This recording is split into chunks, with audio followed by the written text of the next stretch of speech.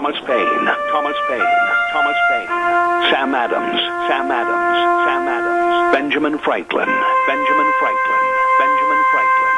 These men spoke up for what they thought was right.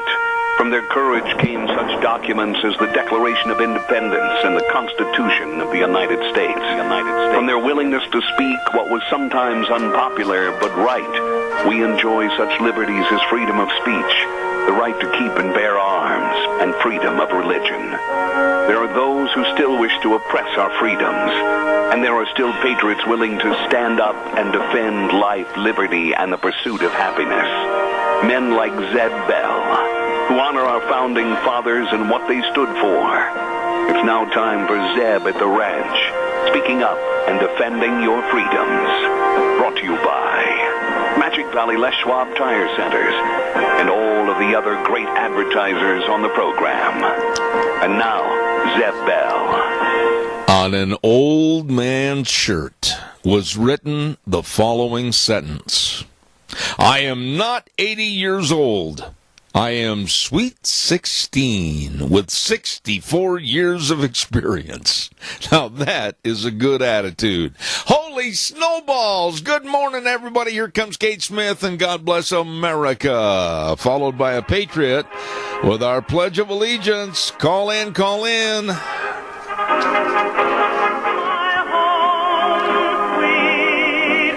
Oh, good morning, and thank you very much. Zeb at the Ranch, I'm Zeb Bell, and with our major sponsor, your Magic Valley Les Schwab Tire Centers, all 7 locations serving you, and of course some of our great advertisers like Western Way Services, always at your disposal. Get on the route service today, 734-6969. Right now, without further ado, let's get our Pledge of Allegiance on the way. Good morning. Good morning, Zeb. I pledge allegiance to the flag of the United States of America and to the republic for which it stands, one nation, under God, indivisible, with liberty and justice for all. That was a very well done pledge. Thank you, sir. God bless, and be careful out there. Thank you. Oh, yeah. Well, as soon as I get unstuck out of this snow here, I'm going home. Okay. All right, you take care of yourself. Thank you so much. I appreciate it. We are going to go to the weather forecast, and then right after the weather, I'm going to go into a complete school closure list for this morning. Imagine that with all the snow. And some other information that was very nicely provided by Gina at our sister station, and so we're going to have that in just a minute. But right now, the weather brought to you by Cheney Flooring and Home Design. Oh, my goodness. Look for that blue door at 1228 Oakley Avenue in Burley. Kyle and Whitney, the whole crew serving you. You know what? Treat yourself in this new year to maybe a remodeled kitchen. Just sit back and come up with all the different ideas and everything. They can do it. You better believe it. All the home decor items, all the carpet and flooring, whatever you need to make your house a home. Cheney Flooring and Home Design in Burley, 678-6945. Right now, here's the weather. Here is your weather forecast for Zeb at the Ranch, and holy buckets of snow, Batman. There's a lot of snow out there. So this is what we're looking out for today. Snow showers are in the forecast. We are expecting an additional 3 to 5 inches of snow. Factor in the wind, and we're looking at drifting conditions. Winds out of northeast, right around 15 to 25 miles an hour. For tonight, the winds are going to be dying down, hopefully just a little bit, and the snow showers tapering off. Looking at a low of -1 for tonight, high of 20 for today. For tomorrow, super cold. Looks like sunny skies. High of 7, overnight low of 16. Factor in that wind chill factor. Boy, howdy. Leave your faucets on a drizzle. For tomorrow night, clear skies, low of -16. And then for Friday, sunny skies, high of 11, overnight low of -4. Welcome to winter on Zeb at the Ranch. Wow. I don't want to go through that. Anyway, it's going to get cold, and the snow's coming down like crazy. My goodness sakes. Fat man on crutches could get buried out there. Hey, Cheney Flooring and Home Design, 1228 Oakley Avenue in Burley, bringing us the weather. Look for the blue door. Give them a call. Stop in, 678-6945. Okay, now I'm going to do this, and then we're going to go through the school closures this morning, and I think it's rather obvious that most everybody is closed, but stand by just a moment. I'll get that for you. Don't forget Daryl's Cleaners at 1223 Albion Avenue in Burley, and believe me, the best in dry cleaning for all your clothes, everything. I mean, like you just finished Christmas, and Uncle Archie, he spilled cranberry sauce all over the tablecloth, and I know your winter coat has got some stains on it from the hot chocolate and everything. Hey, take it in there, get them clean. They do the best job of anybody at Daryl's Cleaners, 1223 Albion Avenue in Burley. You be sure and stop down and see my friends Kevin and Cindy and the crew at Daryl's Cleaners. Also want to remind you about our friends over at SafeLink Internet. Absolutely, and they are providing fast and very efficient internet service, so you be sure and give them a call. Fast, reliable, local service with over 10,000 customers right now. Number to call, 677-8000. SafeLink Internet, serving you. All right, listen up. Here we go. Road conditions are not good. There are no road closures at this time. And again, I thank Gina Jameson for giving me some updates from the studio. And there are some really bad black ice conditions from the Travelers Oasis to Jerome, so be aware of that. And the Idaho State Police have confirmed there are many slide-offs this morning, and especially between Burley and Jerome, I understand, and one accident on I-84 West. So, along with that, you don't have to be a rocket scientist to figure out that with all this snow and the slip sliding and everything else, be careful out there, okay? And the schools are closed as follows. I really can't imagine anybody being open right now today. I think this is the list that we have. Dietrich is closed, Twin Falls closed, Hagerman closed, Idaho School for the Deaf and Blind closed, Lighthouse Christian closed, Bliss School District, Cassia County School District closed, Jerome School District, Shoshone, Filer, Kimberly, Buell, North Valley Academy and Gooding, Gooding School District closed, Minidoka School District closed, Xavier Charter School, Valley School District, and Best Beginning in Twin Falls all closed. St. Nicholas and Rupert closed. Hanson Schools closed. Merton, actually my backyard, closed. Glens Ferry, Canyonside School closed. Clear Lakes Christian closed, and St. Edward's closed, along with the Minicacia Center for CSI closed. I mean, really, if somebody calls me and says, well, did you say we were closed? Yes, I did. And basically, look outside and say to yourself, yeah, they're closed, okay? We'll have any updates as they become available. And again, thanks to Gina over at our headquarters. Thank you very much. Calls welcome, 436-2244, 1-866-927-4587. Don't forget Ramsey Heating and Electric at 2600 Overland Avenue in Burley for all your furnace filters. Did you hear that weather just a moment ago, where Gina said it was going to be like, 11 degrees below zero tomorrow night or the night after? Holy buckets. And I want to remind you right now, take care of your livestock outside, too. Straw them down, a little bit extra straw, a little bit of procedure against the cold temperatures. Well, protect yourself, too. Make sure that your furnace is working efficiently with a new air filter from Ramsey Heating and Electric. You can buy them in a box of 12 or get one, whatever. Stop in. Ramsey Heating and Electric, 2600 Overland Avenue in Burley, 678-0459. Open 7:30 to 5, Monday through Friday, where they provide warm winters and cool summers. I know a good place to be right now, honestly, would be right inside of Denny's restaurant and ordering a huge piping hot breakfast with coffee or hot chocolate or whatever, and just look outside the window and say, "Brr, humbug." Anyway, Denny's restaurant, 611 Overland in Burley. Great place to go eat. Breakfast, lunch, dinner. Oh my goodness, the people are fantastic. Try one of those pumpkin cream pancake breakfasts. Oh, they are delicious. Well, you stop in because they really care. It's America's Diner, and Thomas and the whole crew, they live up to the best of serving you. At America's Diner, Denny's Restaurant, 611 Overland in Burley. Really, really nice folks. All right, now it's your turn. Calls are welcome. 436-2244, 1-866-927-4587. It really came down, and it is still coming down, and be careful out there. Absolutely, my New Year's wish is for 80 degrees next week and just see a sea of water going down the middle of my arena. I don't like snow here in the valley. But anyway, we've got it. Be careful out there, please.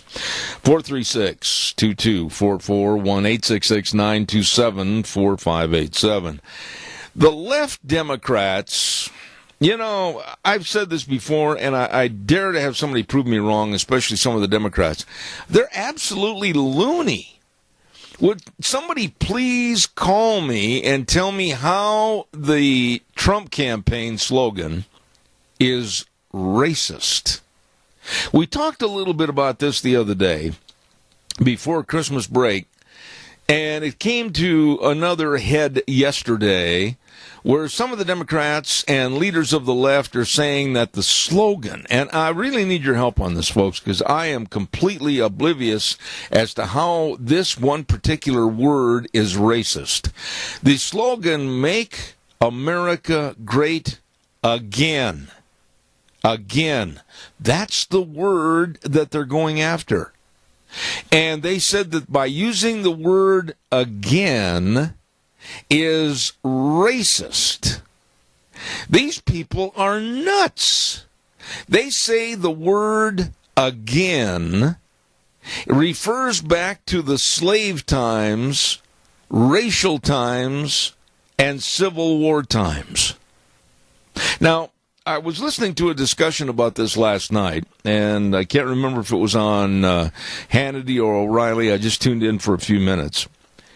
The word again, "Make America Great Again," is an absolute reference to Civil War and racial and slave times. Are you kidding me? That is completely misconstrued by the Democrats that want to do nothing but keep stirring up the racial dissension pot. But my goodness, most of the people, and I was listening to a conversation between a young lady that's of the conservative bent versus Juan Williams, and you know Juan is completely left. He's completely out in the snow.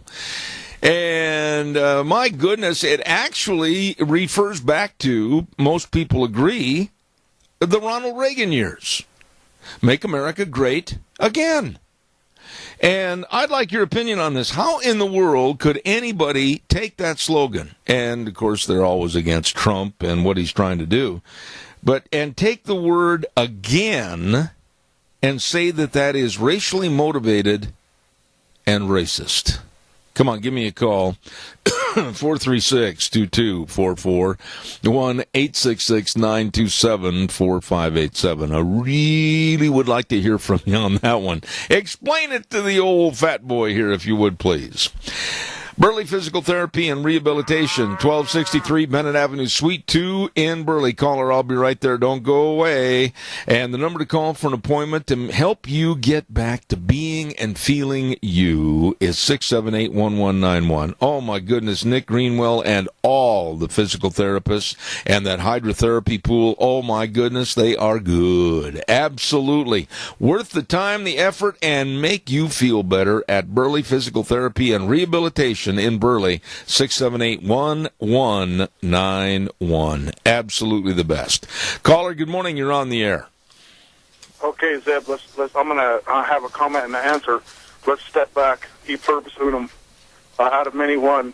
When this great country was founded, we knew that it was going to be a immigration society. But when you come to this great nation, once was great, you busted your hump. You assimilated. There was no welfare when my grandfather came over here. I'm second born in the United States. They assimilated when they came from Germany, Russia, Italy, Scotland. It doesn't matter where. You assimilated and you came to America and became American. There was no welfare. There was no food stamps. There was nothing. You pulled yourself up by your bootstraps or you died. There was no bilingual anything. If you didn't speak English, you wasn't dealt with. You became an American. Now we're kindring, and have been forever, to the Mexican population because they're south of the border. Now everything's Mexican. Everything is Espanol. That's racist. This is America. Well, I agree with everything you said. You and I and all the others besides the American Indians, we came here to do better, to pull yourself up by the bootstraps, to do the American dream. I know habla Espanol. I habla English. Well, I absolutely agree with you. Hang on just a minute. Let me kind of get into a little back and forth with you here. It's not, I don't want to just pinpoint the Mexicans coming here in this country illegally or legally, because that's far from the truth. But when you start looking at all the immigration patterns, especially now recently with the Muslims coming in, that are absolutely opposed to our culture, absolutely opposed to what our laws are, that is my biggest concern with a culture coming in that is not diversified to help and meld into our economy and our culture. They want to keep and create their own in a bigger sense here in the United States. Of all the people that are coming into this country, those are the ones right now that I am the most afraid of, because A, we first of all don't know who they are, and B, they do not want to melt into, if you will, our culture and help promote the American dream. Well, that's today's. Let's go back 35, 40 years. They created laws to where if you are a Mexican immigrant, your number one health care provider is an emergency room, and all you have to say is "Nino habla English." Yeah. California bankrupt. Texas, most of the places bankrupt. Everybody pays for them when they come across the border illegally, and now they're on American soil. So they get these laws that are put in place by these whoever, Democrat, Republican. I don't know who did it, but they really messed up, and they need to be thrown in jail. They are putting these people on the American tax roll 30, 40 years ago. All you have to say is, "Mi no habla español." Now, when me as a white guy come inside here, and the first thing the hospital or my doctor or anybody else says, where's your insurance card? Yep, absolutely. Okay, now let's get back to today's standards. These Muslims, I agree. Now, this is America. This is a Christian, Judean. I'm not a religious kind of guy, but I believe in God. I believe in Christmas, Easter.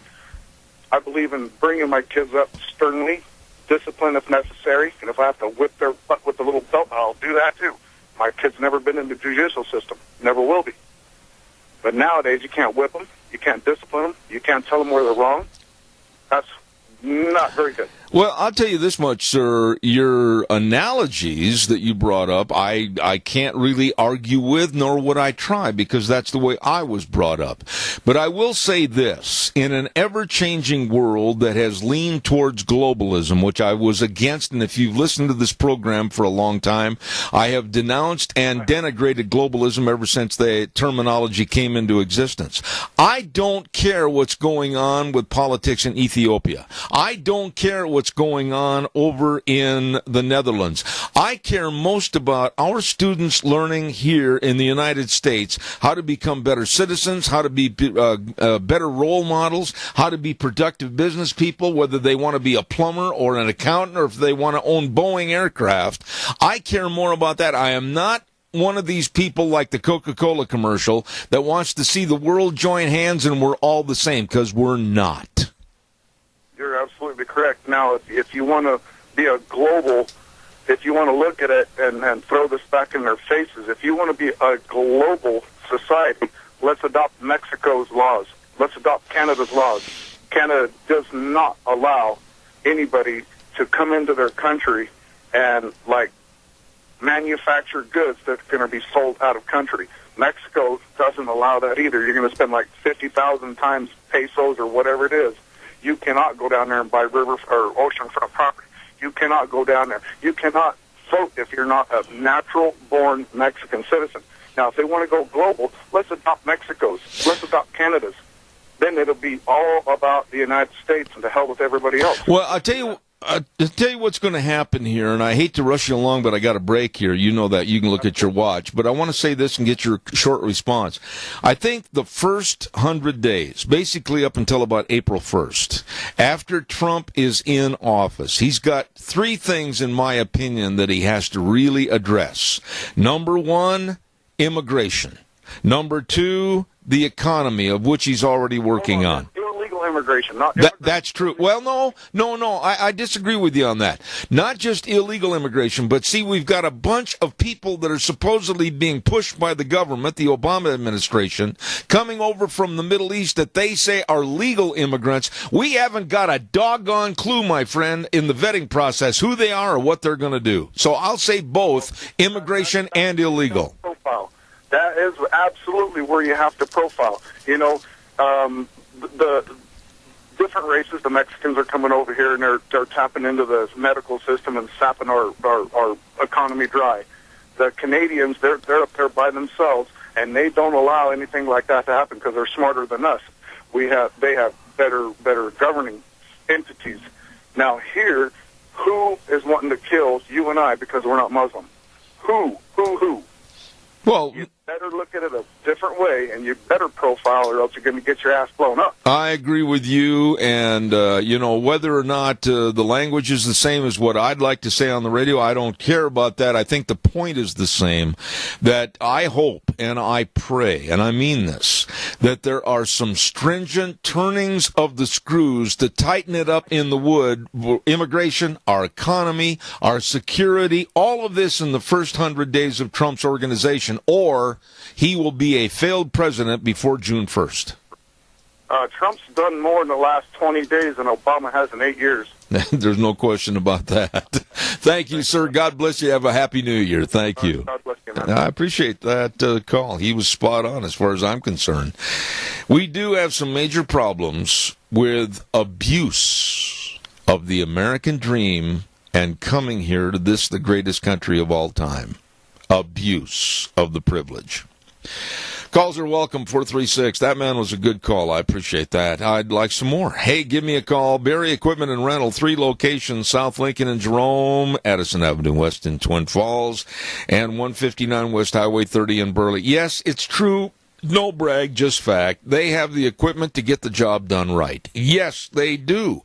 They've got, they're selling their used rental Bobcat equipment, and boy, they had a heck of a deal. 0% interest on 48 months. All the equipment rentals, all the equipment sales, right there at the best. Barry Equipment and Rental, South Lincoln, Jerome, Addison Avenue West in Twin Falls, and the big location with the big sandbox out and back, 159 West Highway 30 in Burley. Barry Equipment and Rental.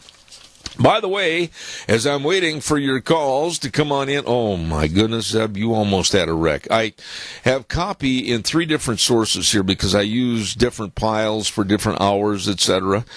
And one of the piles almost tipped the water I have over on the computer. It was nip and tuck. I caught it. What a catch. Yay! The crowd went wild.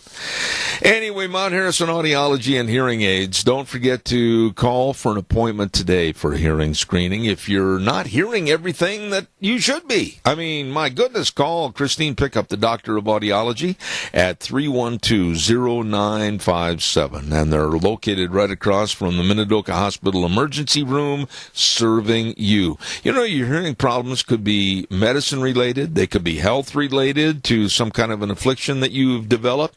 All of these things, you need to check it out. And this is the place to go. Mount Harrison Audiology and Hearing Aids, the number 312-0957.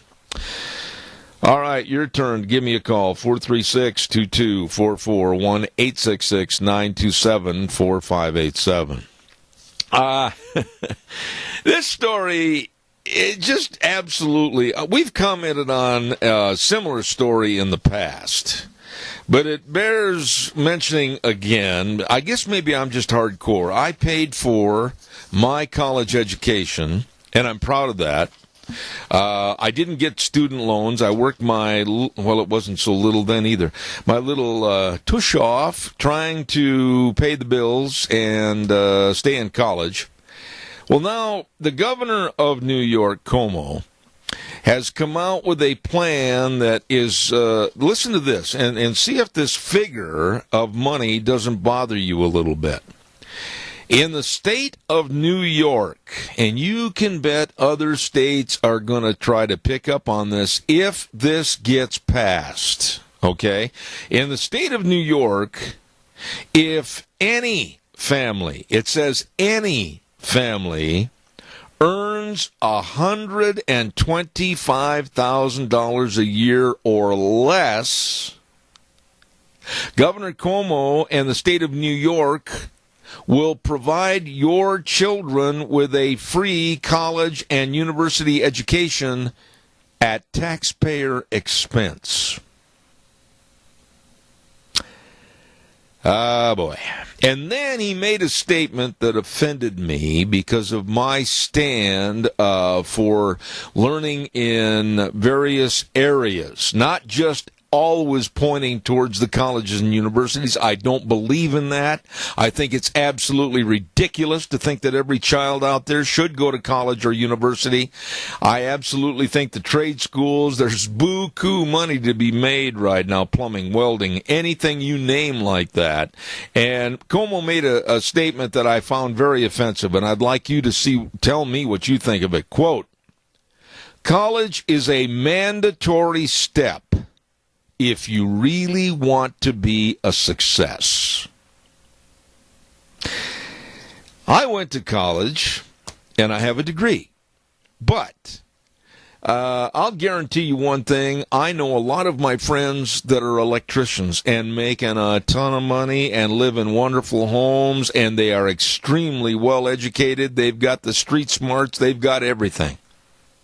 And for Mario Cuomo to say something like this, college is a mandatory step if you really want to be a success, is absolutely asinine, uneducated, and, in simple terminology, stupid.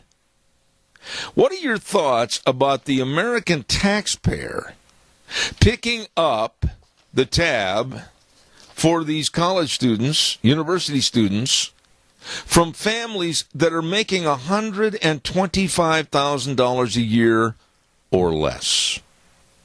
Please give me your thoughts. It just wrinkles my hair on the back of my neck. Cuomo said, it is incredibly hard and getting harder to get a college education today. It's incredibly expensive, and the debt is so high. Wah, wah, wah, cry, cry, cry. It goes again to the millennial thinking of gimme, gimme, gimme, I want, I want, I want. But I don't want to do anything for it.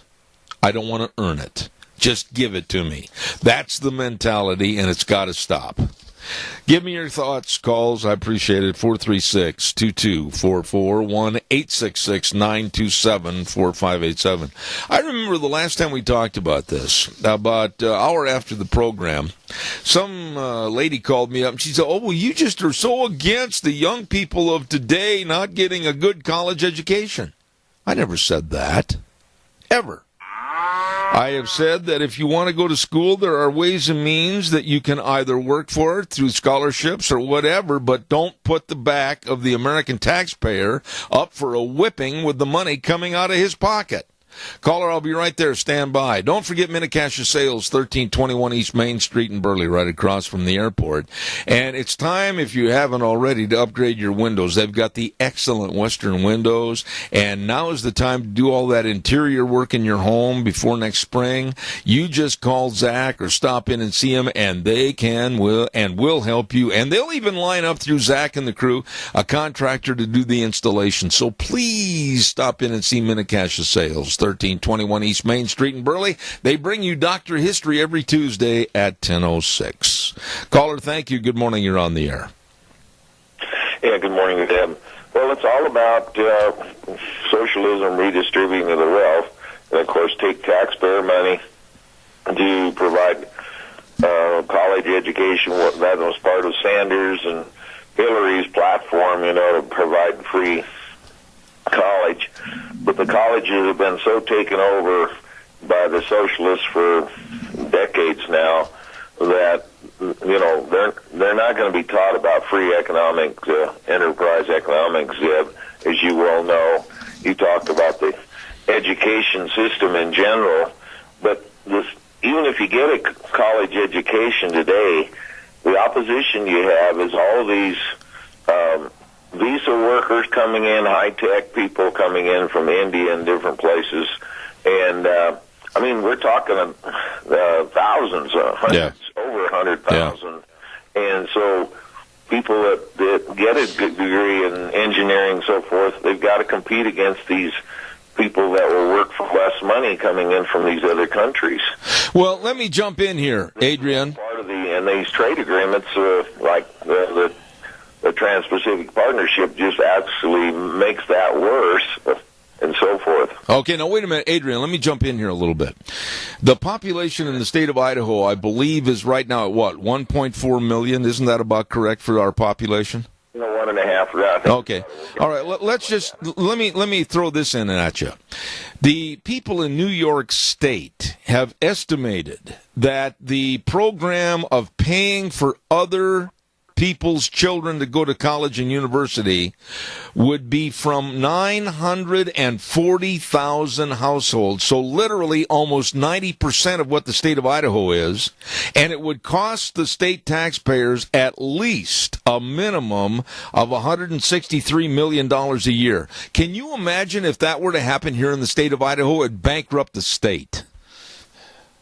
Well, absolutely, and of course, either that or they just, raise taxes, and of course, they've got enough people that will probably vote for something like that. I seriously doubt we would go along with it out here, but, it's these agreements and so forth that we've signed on to in the past have been very much anti-American worker. Yep. They've been big corporations wanting cheap labor, and,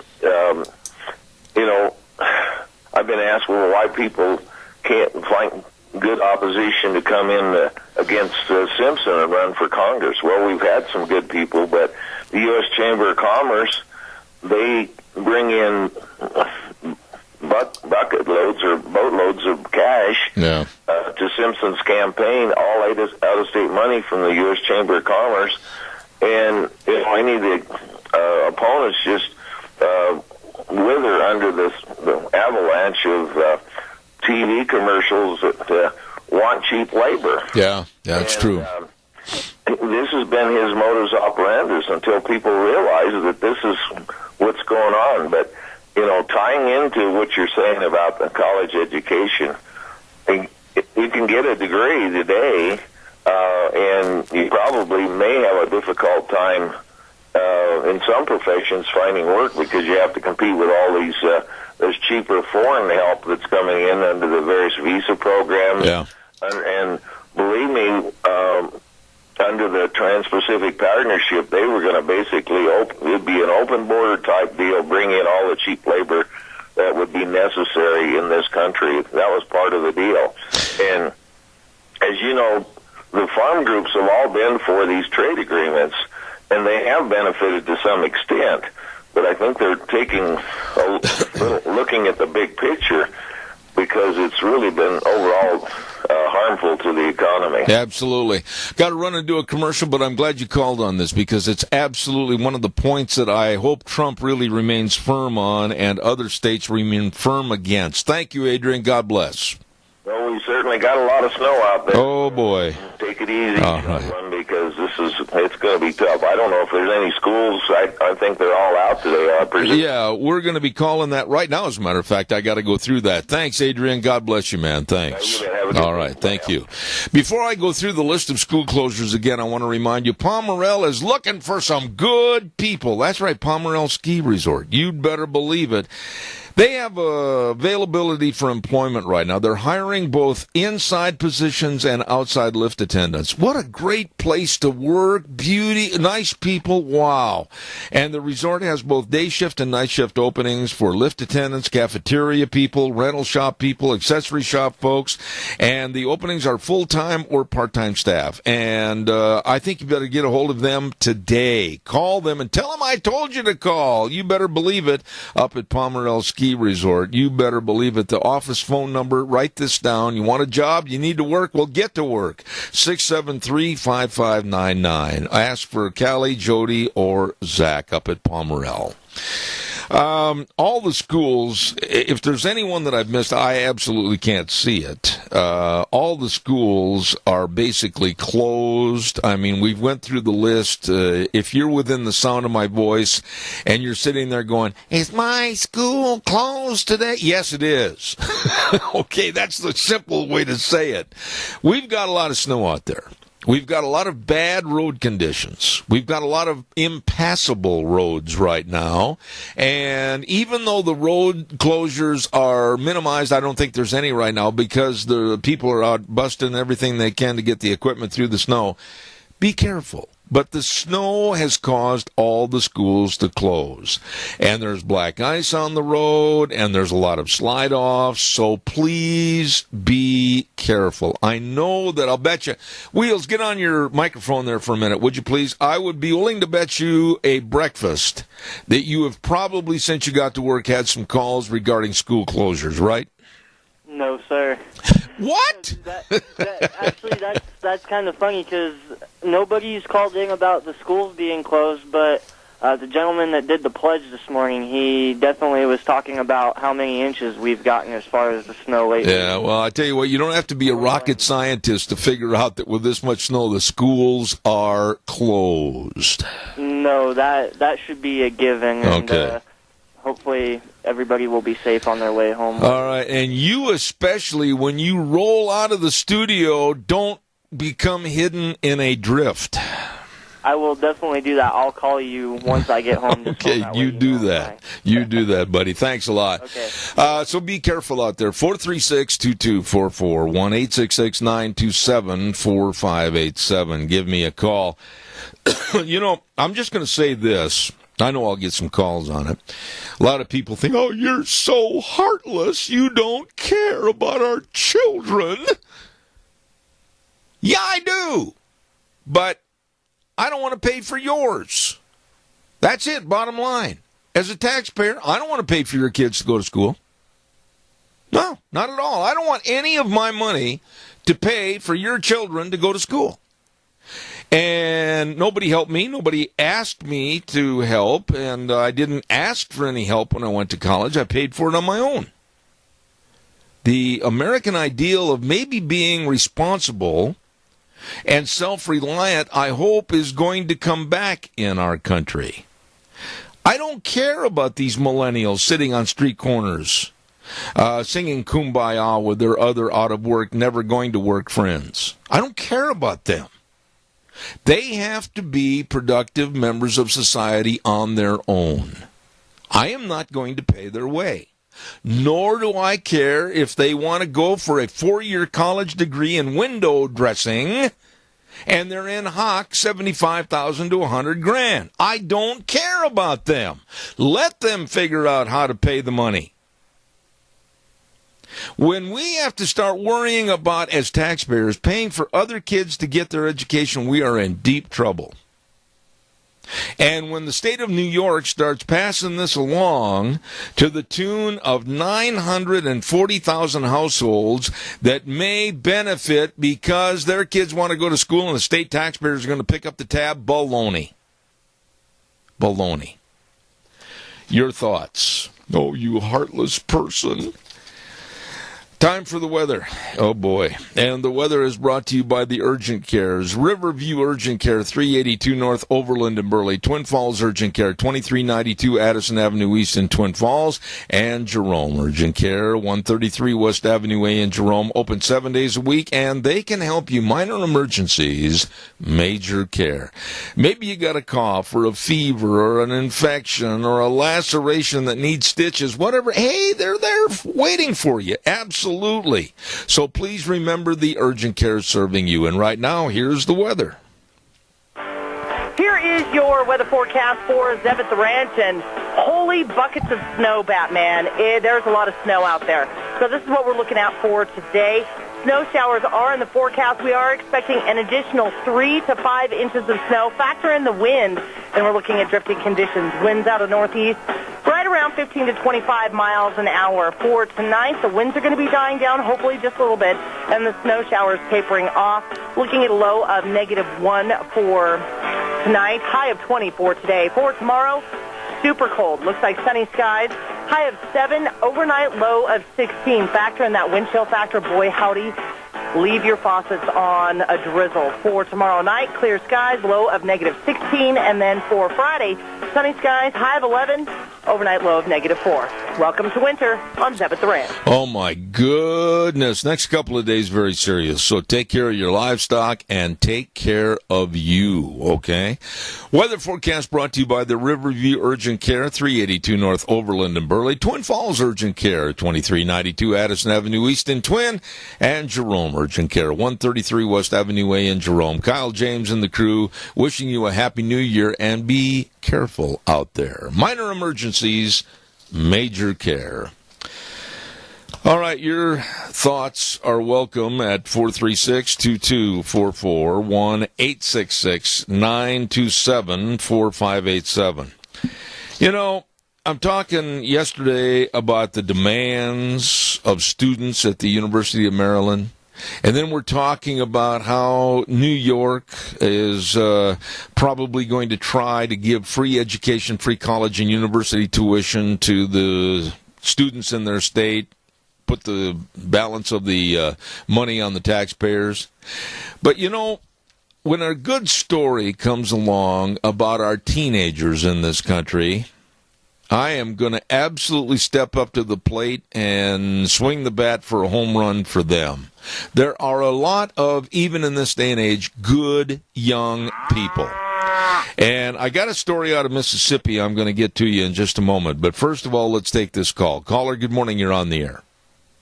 Good morning. Well, wait a minute. My goodness sakes, ladies and gentlemen, from up on the mountain, Moses has returned. Good morning. How are you? I'm good. You know, I worked my way through college. I worked 5 years from 6 p.m. to 6 a.m. As a police officer, and I went to school in the daytime, and I got a degree. Yep. And I went on with life.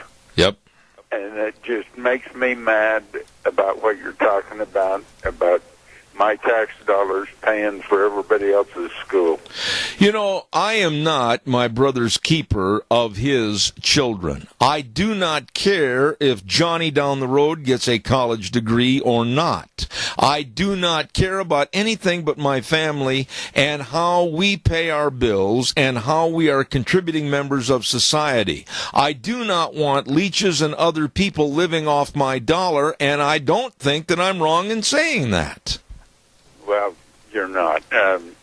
But, Zeb, we grew up in a different era, and I think where a lot of this comes along is they think that they have all these different things coming, whether it be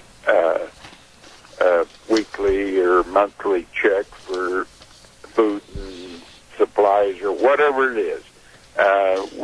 We grew up in a different era. Well, you know, though, Jack, my dear friend, the comment that Cuomo made in New York, and I'll read it again, it really highly offends me because, to me, he divided the America population into, oh, well, if you're a college graduate, then you're way above, you're elite. And then he put the rest of the people in a substandard category when he said, college is a mandatory step if you really want to be a success. And that is not true, Jack. You know as well as I do, right now, today in this country, we are begging for more trade people to get involved in the trades, whether it's plumbing, whether it's electronics, whatever it might be, because there's not enough of them, and they make a doggone good living. That's for sure. Yeah, that's for sure. But we're not pushing that. And for Cuomo and the elitists to say, well, you're not anything unless you get a college degree, Jack, you know as well as I do that people that you every day associate with may be making a ton more money and live better conditions, and they did not have a college degree. That's true. And if you think back about our forefathers, how many of them had a college degree? None of them. Yeah. Yeah, well, listen, my friend, stay off the roads today. You cancel anything that you've got to do, and you stay home by the fireplace, put your feet up, and relax. I've been on the road this morning, and I just got back in my driveway. Okay, well, stay there, doggone it. Thanks, Jack. Stay here. Okay, buddy, God bless you. Thank you so much. See you. Jack Euler, a dear friend of this program. He's been on here many, many times. Thank you very much. Excuse me, the story that I want to quickly get to, and I might have a hard time getting through this because it's a sad story up to a point. There was a veteran by the name of Jerry Wayne Pino, and he was a Navy veteran from Vietnam. And he recently passed away on December the 12th in Long Beach, Mississippi, and absolutely had no family, no friends, nobody that was going to go to the funeral home and make arrangements for a funeral. No one. No one. He died all alone. Well, this man's body laid unclaimed for several weeks at a funeral home in Mississippi. Not one single person stepped forward. But then one lady decided that something had to be done to give this veteran a proper send-off. And this one woman, who was also a veteran, came up with the idea that maybe some of the boys at Long Beach, Mississippi High School might be willing to serve as pallbearers. But it was kind of a long shot because they realized that most of the students were out of school on Christmas break. But one of the ladies called her teenage son and asked him if it was at all possible for him to line up 5 others and be pallbearers at this veteran's funeral. And it was just absolutely amazing. In less than just a matter of 5 minutes, all the students that were asked responded and said a resounding yes. They buried Petty Officer 3rd Class Jerry Pino last Tuesday. They said the sun was shining and there was a cool Gulf Coast breeze that wandered through the Biloxi National Cemetery.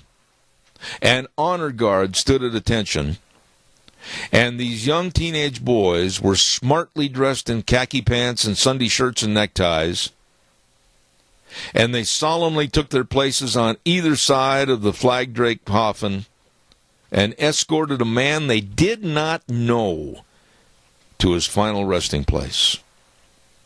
But what happened at the end of the funeral was incredibly moving and very poignant to everybody that was there. The flag that had draped the veteran's coffin was folded and presented to the 6 young men from Long Beach High School, and they broke down and they cried. They were so proud to have carried this veteran to his final resting place. God bless these young men in Mississippi.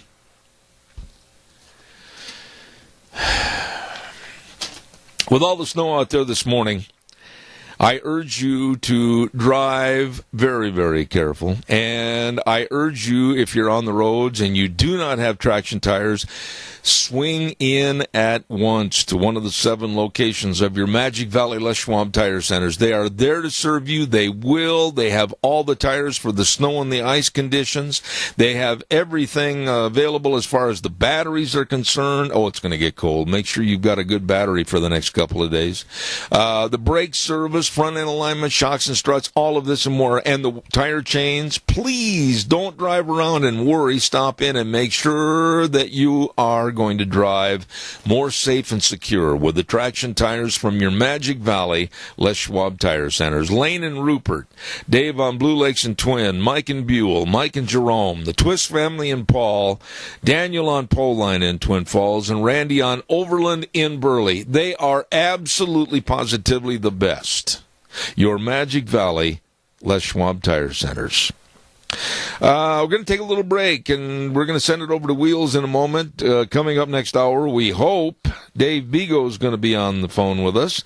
And then at 9:30, Craig Richardson with the Energy and Environmental Legal Institute. He's the president, and much, much more. Zeb at the ranch, be careful out there. It's winter. All the schools are closed. The roads are really, really slippery and treacherous. Be careful. Wheels, take us up to news.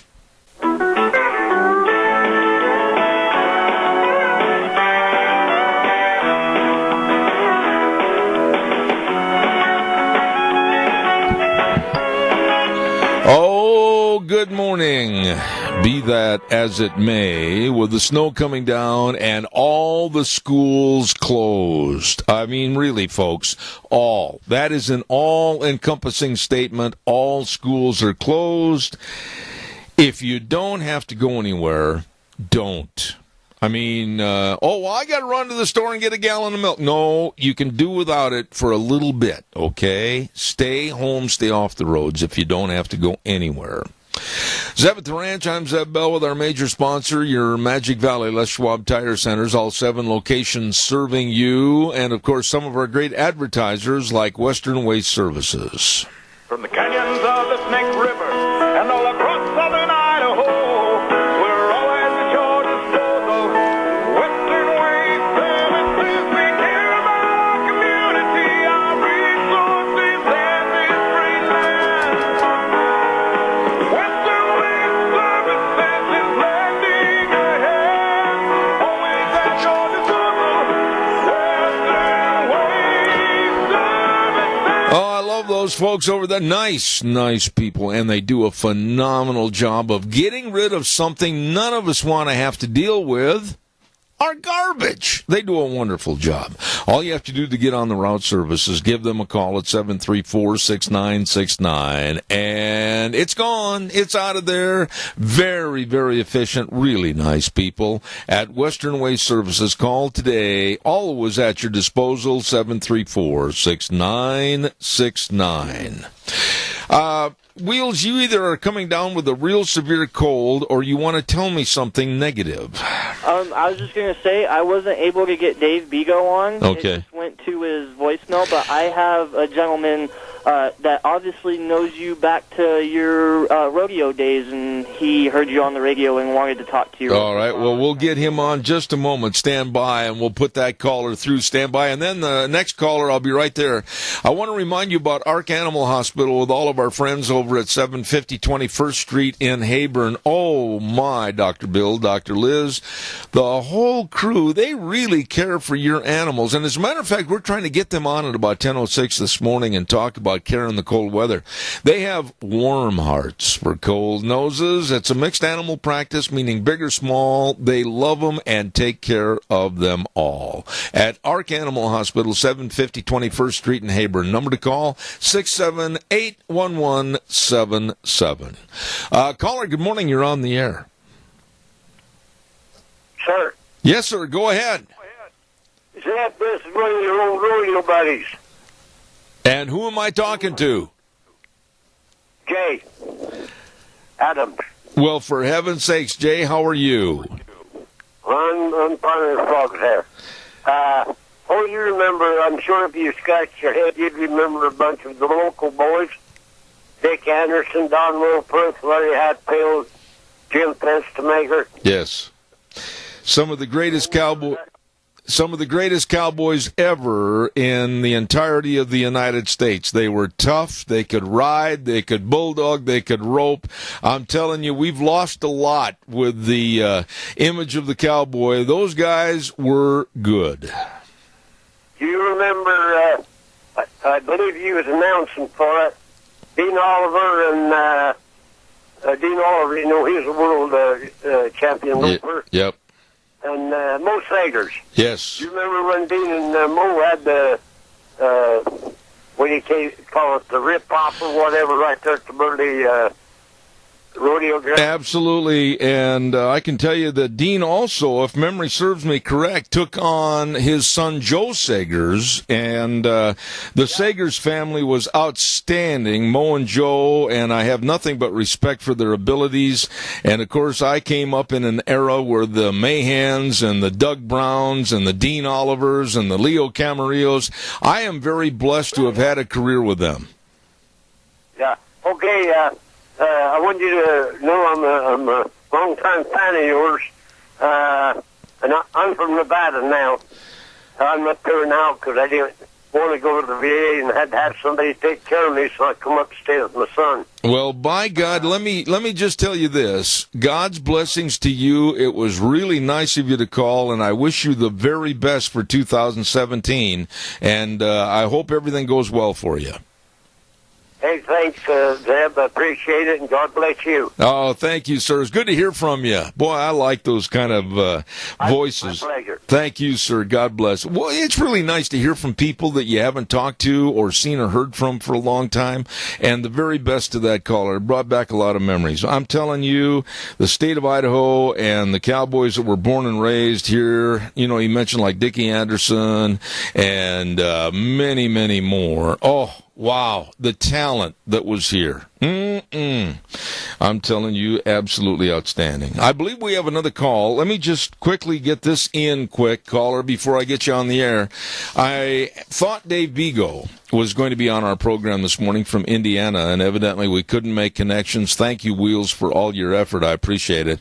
I want to remind everybody about Hanson Mortuary, and they're located at 710 6th Street in Rupert with our dear friend Joel Heward as manager, his family, the staff, all serving you, and helping you with all the arrangements when there's the passing of a loved one. And always remember this: they uphold the highest ethical standards with unquestioned integrity, serving you and your family. Call this number, 436-5636. That number again, 436-5636. Hanson Mortuary in Rupert, serving you. Caller, good morning. You're on the air. Good morning. I was asked to call. Yes, you were, my dear friend. Jack Euler is on the phone with me, and we had a cancellation with Dave Vigo, but I have not talked to Jack for quite some time, and it would be, it works out really well, Jack. Later on this morning at 10:30, I'm going to have some lawyers on the air with the Pacific Legal Foundation that are very upset with the Endangered Species Act and how the government is trying to elongate the time that the species are on the list, and they're fighting against this, and they're saying that these species that have been recovered are on the list way too long. Tell us a little bit about when they're put on that endangered species list, what happens or what doesn't happen? Well, nothing happens, really. And that's what has upset me for many years. And through the wolf issue, I got to know the people from the Pacific Legal Foundation and in Wyoming and Denver, and I tell you that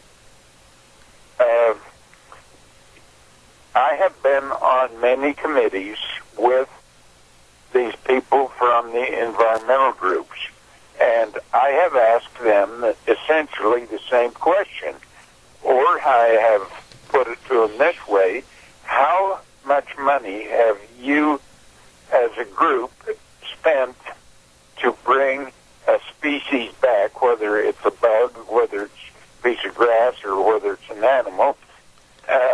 And they always tell me that they have spent no money on the ground to bring a species back. They spend their money on attorneys and courts, and that's where they're focused. And this, I mean, whether it be the three groups that were on the sage grouse task force, or with us, or whoever it might be, these, once they get listed, they're there essentially forever. And I got a very interesting story about this issue, if you want to hear it. Yeah, go ahead. It has to do with the grizzly bear. Yeah, go ahead, please. I was invited over to Jackson Hole, Wyoming, to talk to the Fish and Game Commission in Jackson Hole at a meeting, and they wanted me to talk about the wolves. Well, I was there early, and I sat in on a presentation from the U.S. Fish and Wildlife about the grizzly bear, and the grizzly bear being put on the endangered species list. It was on, but the guy from the U.S. Fish and Wildlife Service got up and he spent 20 minutes talking about, if you do this, this, and this, and this, it will be 2 to 3 years before the delisting occurs. And when the guy got through, an older gentleman in the back row put up his hand and he asked the commission, he says, I would like permission to address that man myself.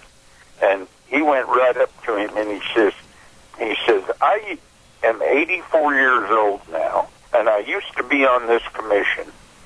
And he says, I listened to somebody else from the U.S. Fish and Wildlife Service tell me that same story many, many years ago when I was on this commission. And he said, we did this, this, this, and this. But he says, they're still on the list. And now you just told the same story again. And he says, how do you expect us to believe you when you throw out the same story year after year after year? And that's the way this thing goes. And I hope through the U.S. Fish and Wildlife Service and the new administration that we get rid of Dan Ash, who is over the U.S. Fish and Wildlife Service, and we come to getting something done about these species that are on the list. Jack, let me ask you this. Jack, let me ask you this next question, and I'm going to pose the same question to the attorney with the Pacific Legal Foundation. I've had really good results talking to them. They're very, very straightforward. But who really would benefit, financially or otherwise, by keeping a species on the endangered species list? Who benefits from that? Who benefits from it? The conservation group benefits from it because their attorneys are paid by your and my tax dollars for each one of these species that is listed and that they file suit on, and we pay for that out of our tax dollars, and that's who benefits from each one of these things being listed. So basically, they do not want them. If the truth is told, Zeb, they do not want them delisted. They want to keep them on the list so that they can continue that cash flow into their coffers. So basically, and using my own terminology and not anybody else's, by keeping these animals that are on the endangered species list, it's a corporate welfare program, money to the attorneys. It's totally, you couldn't have said it any better. I mean, it is a corporate welfare program. We were talking about schools a little while ago, but this one is for the environmental attorneys. And that's why I always ask, how, as a group, how much money have you spent on the ground to bring a species back or help the species out? Yeah. And they say zero. They do not spend their money there. They focus on attorneys and courts. And that answers the question that you just asked me. Well, Jack, let me ask you this. We have had, since 1995, a big fight in this state and now other states going through it with the wolf reintroduction and then, of course, the grizzly bears, etc. I mean, what is the status today? You hardly pick up the paper anymore and find, the wolf recovery stories. It seems like it's been minimized. What really, in the last 10 minutes of this segment, what is the status of the wolf numbers and population in the state of Idaho right now? Well, it depends on who you talk to, but if you get some of the fish and game, or that you can trust what they say, or fish and game commissioners, the status would be about 1,000 to 1,200, maybe 1,400 in the state of Idaho as far as wolves are concerned. Mm-hmm. And if you go back, remember what the recovery says. If you come up with 100 wolves or 10 breeding pair, then they are considered recovered. Right. And that's written right in the original paperwork. So basically, in the numbers, let's just split the difference. You said between 1,000 to 1,400. Let's split the difference at 1,200. So we are 12 times above the numbers of recovery, but still the environmentalists want more, right? That's right. They think that it is ridiculous the way that the state tries to manage the wolf. And let me give you an example of it. The Fish and Game trying in the Frank Church Wilderness area, trying to put collars on wolves, and the environmentalists filed suit against the Fish and Game and said that you cannot you use mechanical devices in the wilderness area, and you cannot do that to put collars on wolves. And what they do is fly with a helicopter and shoot darts out and then put a collar on them and turn them loose. Right. To try and track them and determine how many there is or how many packs there is and everything. And these environmental groups even consider the dart a mechanical device. Oh, my. If that dart misses the animal and hits the ground, they say it is illegal because it is a wilderness area. Oh, my. And that's where we have got with all of this crap. It's totally bad. Are you optimistic, Jack, with the latest election with Donald Trump and his cabinet and Interior Secretary, changes with the EPA, etc.? Are you optimistic that maybe this administration with a Republican-led House and Senate can get things back into common sense?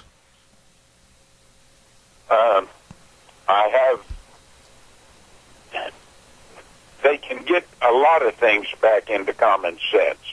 Are they going to change the Endangered Species Act back to what it was when it was first written back in 76 or 73. I don't remember for sure. But I would like to see us go back to the original intent. That was good. And that would take away all of this free money flowing to these environmental groups. Right. If we could go back to the original intent of the Endangered Species Act, we could get some of these things done and get some of them delisted. I mean, there are things when those people present stuff to the U.S. Fish and Wildlife Service and want them delisted, they might have 150 different species of plants and animals listed on the letter. Yeah. And then the U.S. Fish and Wildlife Service is, according to law, supposed to have so much time to respond to that delisting request. I mean, it is totally asinine. And the things that have happened with the sage grouse is not good. The sage grouse would have been better if it was listed as an endangered species. But if the U.S. Fish and Wildlife Service had done that and listed it, they wouldn't have all these controls they're putting in now. Right. It's ridiculous. Let me ask you one final thought here, Jack. I've only got about 2 minutes left in this segment, but I want to ask you this. We have seen what happens with the snail darter, and we've seen what happened with the salmon. We've seen what happened with the spotted owl. We've seen the wolf and the grizzly bear, all of this. Have they got something new that they're going to try to throw at us in 2017? What are your fears? It's not a fear anymore to me. It's a fact that they're not going to back off, and they will continue to do what they have done for years and years and years. And they're using our system to get what they want and to pay the bills. It's like, I can't remember the name of the group, but there's one of the environmental groups that there's over 260 people that make over $260,000 a year. Wow. That work for that group. Mm-hmm. And that is paid by our taxes. Well, I'll tell you one thing, Jack. It's always enlightening for me to sit and visit with you about what's going on with these issues, because nobody knows more about it than you do. And my dear, dear friend, I wish you the very best of a very good 2017, and thank you for your time this morning. But like I told you last hour, you behave yourself, stay off the roads and the sidewalks today, and stay warm. God bless you, Jack Euler. Thank you so much. Hey, thank you. And I stopped by your house the other day, and nobody was home. We might have been locked in the house. I think it was last Thursday, but I'm not sure. Oh, okay. Well, by golly, you stop any other time. When you see the pickup here, I'm here, okay? Sounds good. All right, buddy. Thank you so much. I appreciate it. One of my dearest friends right there, Jack Euler from Filer, Idaho, and he knows so much about what's going on with the so-called Endangered Species Act and the wolves, etc. I just think he's a real treasure, and I thank him. Don't forget, let's ride 270 Highway 24 between Rupert and the World. I'll bet you Nick and the rest of the crew, they're sitting over there this morning going, yeah, buddy, look at all this angel dandruff. Oh, my goodness, they've got all the snow machines over there. They've got the brand new ones. They've even got all the timber sleds, too. You know what they are? The timber sled system is a snow bike conversion kit that allows you to convert your bike from dirt to snow and then back again. Hey! And don't forget, they've got all the accessories right there, and including a super service department serving you at Let's Ride. 270 Highway 24 between Rupert and the World. It is true. This is where the fun is sold. Absolutely. By the way, if you're over in that neck of the woods, don't forget our friends at Cameron and Siemens Insurance. I got to call Todd after I get off the air this morning, as a matter of fact. Good folks over there. Number to call for an appointment, 436-4424. Don't forget life insurance, health insurance, retirement planning, employee benefits, all of this and so much more. They can help you. They will help you. They're dedicated and responsive to your needs. Cameron and Siemens Insurance, Highway 24 in Rupert. That number again, 436-4424. I'll say this again. And I have not had any updates, but I know that there is a lot of black ice out there on the roadways. I know the Idaho State Police have said many slide-offs. If you don't have to be someplace or go someplace, don't.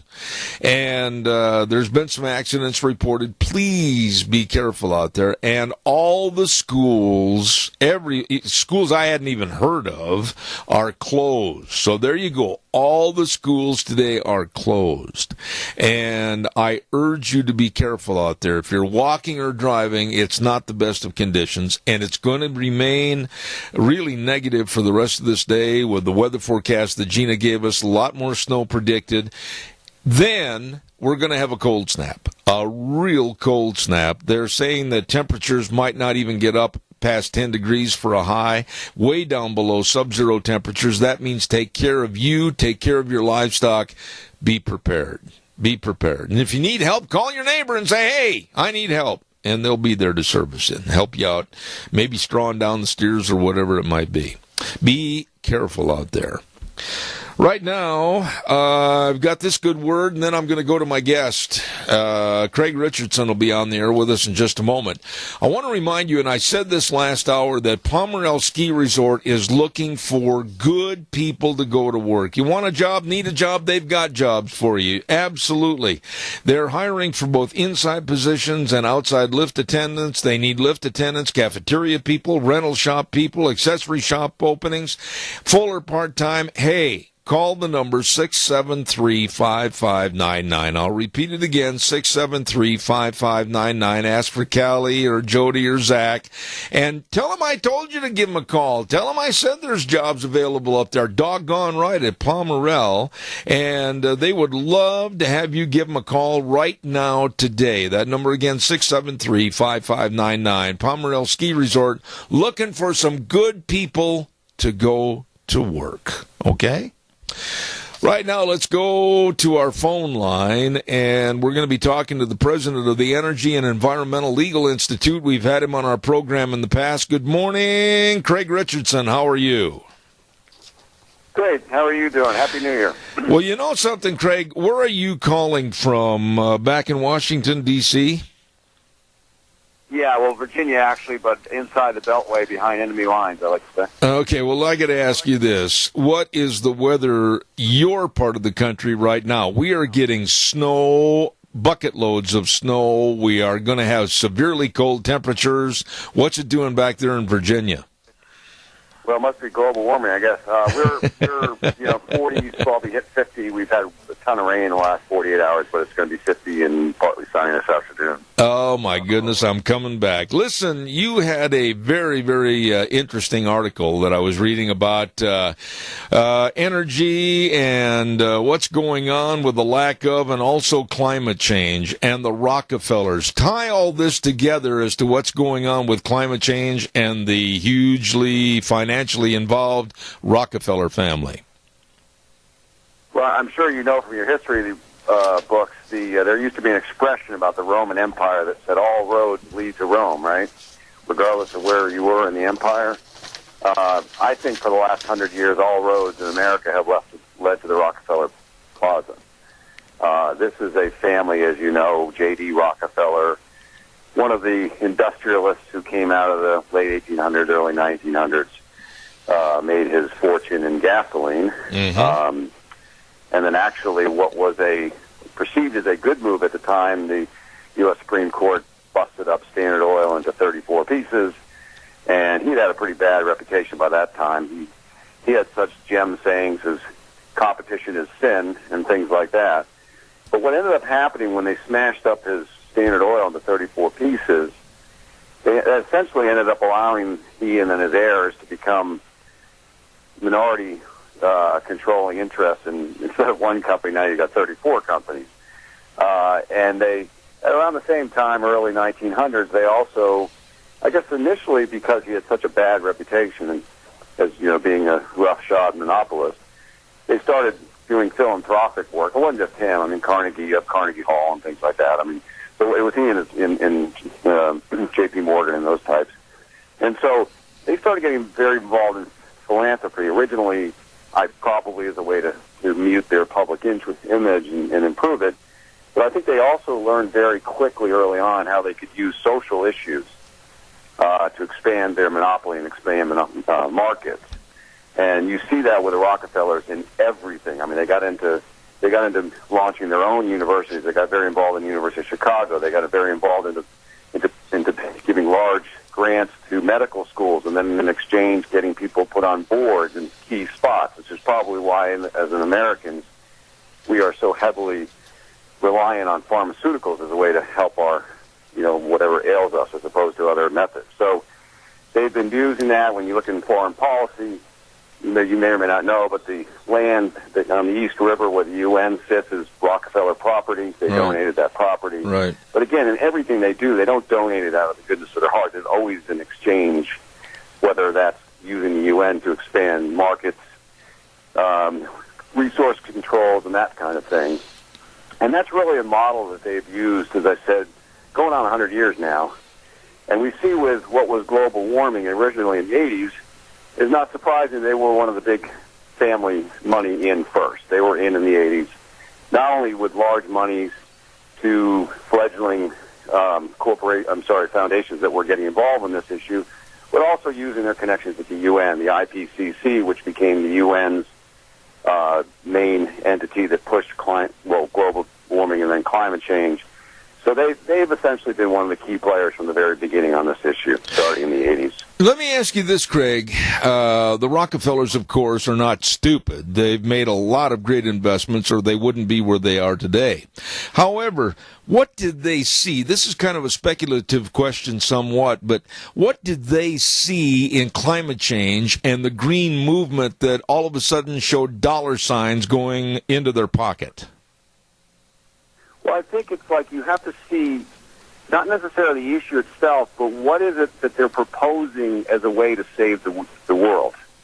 And you see this not only with the clean power plant in America, but that's essentially the blueprint that the UN has pushed over and the EU has pushed in Europe. And so sadly, they have a 5-year head start on it. But the answer to that is, what is their solution? Their solutions are green technology, whether it's renewable energy through windmills or solar or then electric cars. I mean, that's where you see the money actually. What they've done is created essentially it's not so much cottage anymore, but a huge green technology industry of which they and their other billionaire cronies like Tom Steyer are in early, and Al Gore. Al Gore was worth $1 million when he left the vice presidency, and within 6 years he's worth $100 million, and getting a whole bunch of green subsidies out of the Obama administration. So that's really where the payoff is. I think the other thing about the way that these guys play is they also like to be in control of huge resources, and so it's not just the money with them; it's the ability to control it. Well, you know, you use that word right there. I'm going to stop you, and I'm going to insert this, and I think you'll agree with me. Their ability to control it. The key word there, 7-letter word, control. With green energy and the ridiculous high cost of imposing green energy, whether it's solar or whether it's wind power, and making everybody subservient as far as trying to pay for their electrical bills and everything, isn't it basically boiling down to control of the populations? Yeah, I mean, in some of these things, I'm not sure. I didn't directly see anything with the Rockefellers, but certainly with some of the other billionaires, you have population control. These like Hewlett and Packard, who were big in on this early. These are population folks that go whose heritage goes all the way back to eugenics. So there's that element of it. There's population control, but then there's the centralized control of, if, like you said, you can't afford your energy, well, that's okay. Don't worry about the state will come in and do it. And then we can have rationing of that resource. And then we have, scarily in our times, we now have the technology where you can literally control house by house how many BTUs they're using. And so part of this is sort of this futuristic notion of the potential of giving everybody energy allowances. And then when you hit your energy allowance, like, you run out of your cell phone data, right, after 21 days, well, guess what? Push a little button, or what they would probably push a button, and you're done for the month. No more energy coming into your house. Well, the thing I'm worried about in that kind of a society, Craig, and I'd like you to address this, it is a left liberal utopian society, but what about the people that don't have the money, people that don't have the jobs, they don't have the education, the elderly, etc., the infirm that are home and bedridden? I mean, my goodness, are we going to have kind of a hemlock society to where we're going to be weeding out through death and lack of money to a perfect elitist-only live society with energy? Well, I mean, that's one of the elements. I mean, energy is obviously critically important, but they've also done the same thing with Obamacare and healthcare. I mean, these all have the same basis philosophy, and that is to control major elements of the society. But they already have been doing that. I mean, we're seeing in Europe, for example, who have, as I said, has been using these policies now. I mean, in typical British fashion, they have a euphemism for it called winter death.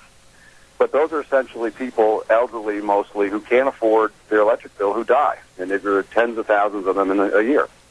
So, that's collateral damage to these guys, right? And like I said, when you can no longer afford things, well, Daddy comes along, right? Big Brother comes along and provides that for you, right? Isn't that what they want? They don't want people thinking independently and being able to work on their own and having their mom and pop stores. And no, they want. They don't see that as an issue when you can't afford it anymore. They see that as an opportunity. The last time you were on the program, Craig, we talked about the students, the universities, the college atmosphere, all the way down to the elementary and high school ranks, where energy is bad, and anybody that is out utilizing energy and trying to make a living, they're bad people. I mean, how are we going to change the system unless we really get rid of this internal cancer in our school districts all the way up to our universities? How are we going to change this? Well, we're not. I mean, I think you're already seeing that with this last election, as you pointed out. You're getting people that are making no sense whatsoever. They're driving around in their cars, they're using cell phones, like that Occupy Wall Street movement, and they're communicating. Everything requires energy. Get energy is bad. I mean, they don't quite connect the dots. And I used to get mad at the millennials, but I don't anymore because it's not their fault. When you look at the Common Core curriculum, and you look at everything that's going down. I mean, the EPA itself has curriculums in all the schools. I mean, they've got their imprimatur on things that we're teaching our kids. And it's all sustainable development and all these, Mother Earth Day and all these things. And I was at a conference recently where a woman held up the Communist Manifesto from the United States Communist Party in the 30s and compared it to what's in the curriculum in the schools, and it's almost identical. Oh, my. I mean, that's what they've done, is they've gotten this stuff into the school system. And to answer your question, the only way you can get it back is to roll it back up, town by town, county by county. Are you basically optimistic or kind of middle of the road on the Trump administration with his appointments to the various department heads? Is there an opportunity for this man, Trump, and the next 4 years to maybe put up a retaining wall and slow these people down? Yeah, I mean, I actually, like a lot of people, and I think you and I maybe even talked before the election, and it was a very scary time, at least. I mean, if she had gotten in, then that would have been the end of the Republic, in my opinion. I don't want to sound like melodramatic, but I really think so. She would have just continued the executive orders that Obama does, and I think starting with the Second Amendment on day one, she would have, with a stroke of a pen, started undoing that. So, yeah, from the mere perspective that we didn't get her, absolutely. But then when you look at who he has put into the transition team, and I know a lot of them that were going in on EPA, I mean, these are right-of-center, free market people who get it. And then his pick for the EPA administrator, Scott Pruitt, he's an attorney general from Oklahoma. He's actually one of the 27 states that sued the EPA. He understands, as a state-level guy, the impact of the EPA can have on people's lives and businesses. So he's putting the right people around. And I think, as they say in Washington, personnel is policy. So the people he's putting in there are certainly people who are going to be able to follow up on what Trump said about climate change and about the energy policies during his. We just have to hold him to what he said during the election, quite honestly. And the people he's putting in place are the very people that are going to be doing that. However, I will say it is going to be a monumental battle. Yeah. I mean, they have put all their eggs in the energy basket, and they are not going to go away quietly. It's going to turn into a relative war, I would imagine. I'd like you to respond to this and give me some insight on the Paris Climate Accord, Kyoto Treaty, all these kinds of things. I would imagine with Trump's victory as the president-elect, a lot of those people like Al Gore and many more kind of rock back on their heels a little bit, wondering what they're going to do or if they're going to have anything to do over the next 4 years. What are your thoughts on that? Well, I think, first of all, that's part of his campaign promise was to get us out of the Paris Accord, which wasn't a treaty, according to Obama, because if it was a treaty, he would have to go through advise and consent in the Senate, and he played gymnastics with that. So hopefully that will be, because he did that, will be easy just to get out of. And once the United States gets out of that UN Accord, the whole thing should fall down. But in terms of the opposition, Washington is a place that people can move and bob and weave, and so I think they're going to try to do some things. I mean, I know the green groups already are raising a ton of money off of this, giving these dire predictions, and you're going to see the fake corporate media come out with stories about how the new EPA is going to poison our kids and kill our kids because they're going to allow pollution. So, it all depends on how strong people are in terms of standing up to the New York Times, Washington Post, CNNs of the world. I'm going to be trying, from our group's perspective, try to communicate directly with shows like yours and the other real media out there, and try to, I hope Trump continues to use his Twitter or whatever he uses, and the administration does to go around the fake media. But that's going to be a real challenge, and how much of that actually in the end influences policymaking, we'll see. I mean, there's still a lot of very strong institutions that are here in Washington, and they don't just go away when a new administration comes in place.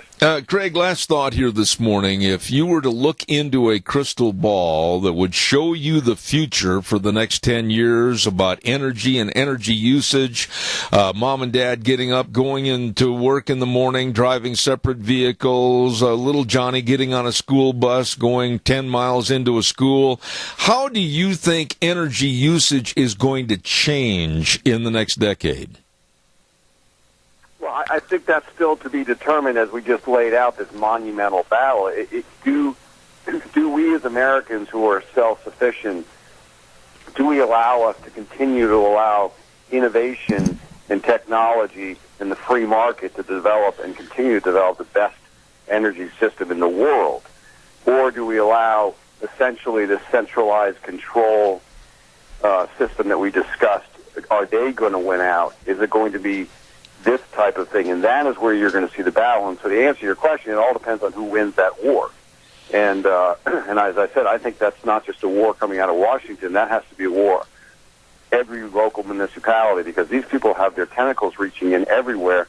And unless we start turning the school systems around and getting the stuff out of there, you're already seeing we've lost, I hate to say it, maybe they could come back around, but we've already lost a generation of people to this type of Common Core energy stuff. Environmental religion. Right. And the question is, can we win that war? Can we? We have the irony is we have the technology, we have the ability to do it, we have the resources. It's can we overcome these people that have essentially infected our system of government? Absolutely. Listen, man, you're welcome anytime. I absolutely enjoyed the conversation. President of the Energy and Environmental Legal Institute, Craig Richardson. He's been on the show before and hopefully will be again in the future. God bless. Happy New Year, and enjoy your 50-degree weather. Well, thank you, too. God bless, and Happy New Year to you as well. All right, sir. Thank you very, very much. Straight shooter. I like him. As I said, Craig Richardson, president of the Energy and Environmental Legal Institute, and we're going to have him on many, many more times in the future. Right now, I tell you what, Wheels, are you right there by your microphone? Yes, sir. Would you do me a big favor? You are a great young man. I'm going to do the weather. And then, if you would, during the weather, ask Gina if she's got a couple of minutes to come in and give us an update on roads, etc., I'd sure appreciate it. Yes, sir. I can definitely do that. All right, buddy. Thank you. Wheels number one over there. Thank you. Weather forecast brought to you by Pope Phillips, Oaks, Goodwin and Company CPAs. Curtis Pope, Todd Phillips, Rob Oaks, Mitch Goodwin, and my buddy Lyden Crane. All of these folks very, very professional, helping you with your tax return preparation, tax planning, bookkeeping services, retirement planning, and so much more. They've got 2 locations, one in Burley, one in Rupert, serving you. Don't forget, it's tax time, and they are going to work for you. Pope Phillips, Oaks, Goodwin and Company CPAs. Get a hold of them today. Right now, here's Gina with the weather. Here is your weather forecast for Zeb at the Ranch, and holy buckets of snow, Batman. There's a lot of snow out there. So this is what we're looking out for today. Snow showers are in the forecast. We are expecting an additional 3 to 5 inches of snow. Factor in the wind, and we're looking at drifting conditions. Winds out of northeast, right around 15 to 25 miles an hour. For tonight, the winds are going to be dying down, hopefully just a little bit, and the snow showers tapering off. Looking at a low of -1 for tonight, high of 20 for today. For tomorrow, super cold. Looks like sunny skies. High of 7, overnight low of 16. Factor in that wind chill factor. Boy, howdy. Leave your faucets on a drizzle. For tomorrow night, clear skies, low of -16. And then for Friday, sunny skies, high of 11, overnight low of -4. Welcome to winter on Zeb at the Ranch. Oh, my goodness sakes. Thanks, Gina. Excellent forecast. Brought to you by Pope Phillips, Oaks, Goodwin and Company CPAs. And they are the professionals serving you. Thinking about year-end tax planning, you should be, especially the 1099s that need to be sent out. You take care of that. They can help you. They will help you. Give them a call or stop in at their locations at 1710 Overland Avenue in Burley, 878-7000, and 620 5th Street in Rupert. 436-5607. Pope Phillips, Oaks, Goodwin and Company, CPAs. A moment ago, I asked Wheels if he could ask Gina to come on and give us an update on road conditions and everything. I know she's busy with our sister station, The Cat. Gina, are you there? I am here. Oh, God bless you. There, Damon. Okay, yeah. So as far as closures, road closures are concerned, we don't have any road closures. However, be prepared for some very slick and drifting conditions. I know that north of Rupert in the county area, winds are steady right now at about 30 miles an hour. Oh, my. And from what I hear, the county hasn't been able to get out there into that area on the, 400, 500, and 600 roads to plow. Well, basically what I said earlier, Gina, and correct me if you think I'm wrong, but if people do not have to absolutely go anywhere, get groceries, go see Aunt Martha and Uncle Fred, stay home. Yeah, unless it's absolutely a vital necessity that you leave the house, please don't. Also, just got a call from Minidoka County, and they have shut down all courthouse services for today. The county assessor's office is also closed. The DMV is closed for today in Minidoka County. As of 10 o'clock, they're closing their offices for today because they want to make sure that all of their county workers are going to be safe. However, there will be emergency services, the police department, the sheriff's department, all of the other emergency services, fire, dispatch, everybody else is going to be working. But if you had a court date today or needed to go to the courthouse for something, don't bother. You're going to be free for one more day. Yes, pretty much. But as far as other road closures, I really haven't heard of anything. The only thing I can say, just like you, is if you have to get out, just be aware, be prepared for winter driving conditions, carry an emergency pack with you. Right. Water, blanket, flashlight, all of make sure that your cell phone is well charged. Maybe even a shovel, pack a shovel just in case you get stuck because of the drifting snow. Now, Gina, I want to talk about the accumulation now. I don't know how much has been registered per area around Magic Valley. I'm under the assumption that right here at my place, I'm pretty close to right now about 7 inches of snow. Is that way out of the norm, or what's going on here? You're right on par. I know that we've gotten about 9 inches that here at the radio station. Could be more, could be a little bit less because of the drifting snow. I do know I got a notification from the Pocatello National Weather Service. And after the snowfall records for tonight, we are looking at record snowfall temperatures for this year. Wow. Now I think the last record was like 1973, and we're on par to break that record. Now, you mentioned in the weather forecast, I thought I heard you say that it's going to be tapering off later tonight in the snowfall, but the temperatures are going to drop like a rock. Wow, yeah, temperatures are really going to be dropping for tomorrow. We're looking at sunny skies, high of 9 degrees. But it's the low that's going to kill people, especially when we figure out the wind chill factor. We're expecting a low of negative 16 for tomorrow night. Then you factor in the wind chill factor. We're looking at negative 20s. Oh, wow. And so what you said earlier, though, I think bears repeating, that if they don't have to go anywhere today, they might not, with the drifting and everything and the high winds, be able to go anywhere tomorrow. Exactly. So, just let the county highway districts get out there, do their thing.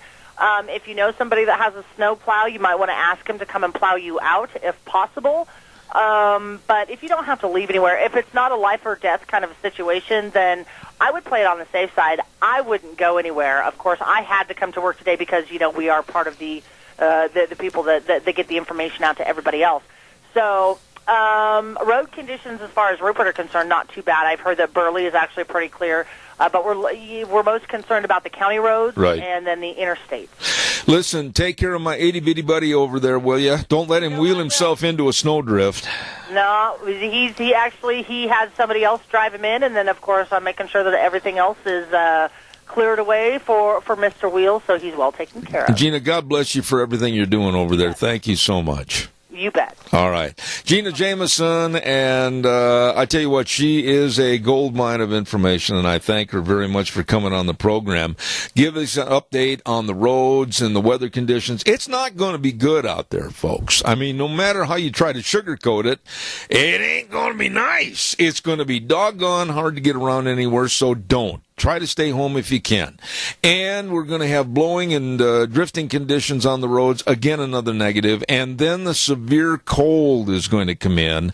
And I urge you to take care of your livestock. Make sure that you leave your water dripping in the sink or a real small stream. Don't let it freeze up. There's a ton of things you need to do to be prepared. And it's going to be kind of negative the next couple of days. So be ready for winter at its worst right now from today through probably the weekend.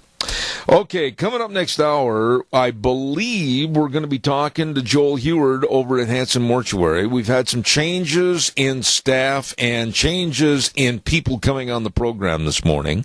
And then at 10:32, we're going to be talking to the Pacific Legal Foundation, Tony Francois, and we're going to be going to what we talked to Jack Euler about just a few moments ago, the Endangered Species Act. So lots of things coming up. Don't go away. Zeb at the Ranch. God bless. Be careful out there. I'll see you in 7 minutes.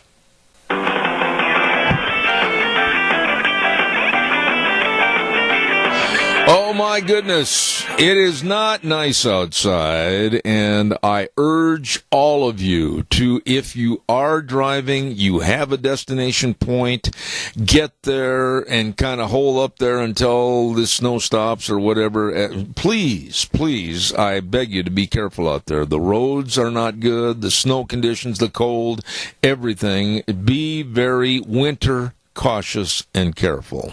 Zeb at the Ranch brought to you by our major sponsor, your Magic Valley Les Schwab Tire Centers, all 7 locations serving you, along with some of our great advertisers like Western Waste Services, always at your disposal. Call 734-6969. We have a guest with us in just a moment. I'm going to get him on the air, but first and foremost, I want to remind you about some really, really good friends of mine, and they have helped me on a couple of occasions. Snake River Auto Body and Paint at 404 4th Avenue West in Twin Falls. I got to tell you that when you get a ding, a dent, whatever in your vehicle, and if you're really fussy like I am, they are the people to take the vehicle to because it'll come out looking brand spanking new. 734-5790, the number to call. Snake River Auto Body and Paint. Kenny and Dan, the whole crew with the greatest service around. They accept all insurance policies, and they give give you an estimate, and schedule you for the proper repair. Believe me, these are the good guys, the knowledgeable guys at Snake River Auto Body and Paint, 404 4th Avenue West in Twin Falls. Absolutely top-notch. Right now, I know another person that's top-notch, and hopefully he's standing inside and looking outside. Joel Heward, over to Hanson Mortuary. Good morning, my dear friend. How are you? Well, I'll let you know when I get off the program and go out and try to bed down the stairs. Then call me and say, how are you, Zeb? Oh, that's not a good idea. You know, you being an old farm boy, you know what that's like in the wintertime, don't you?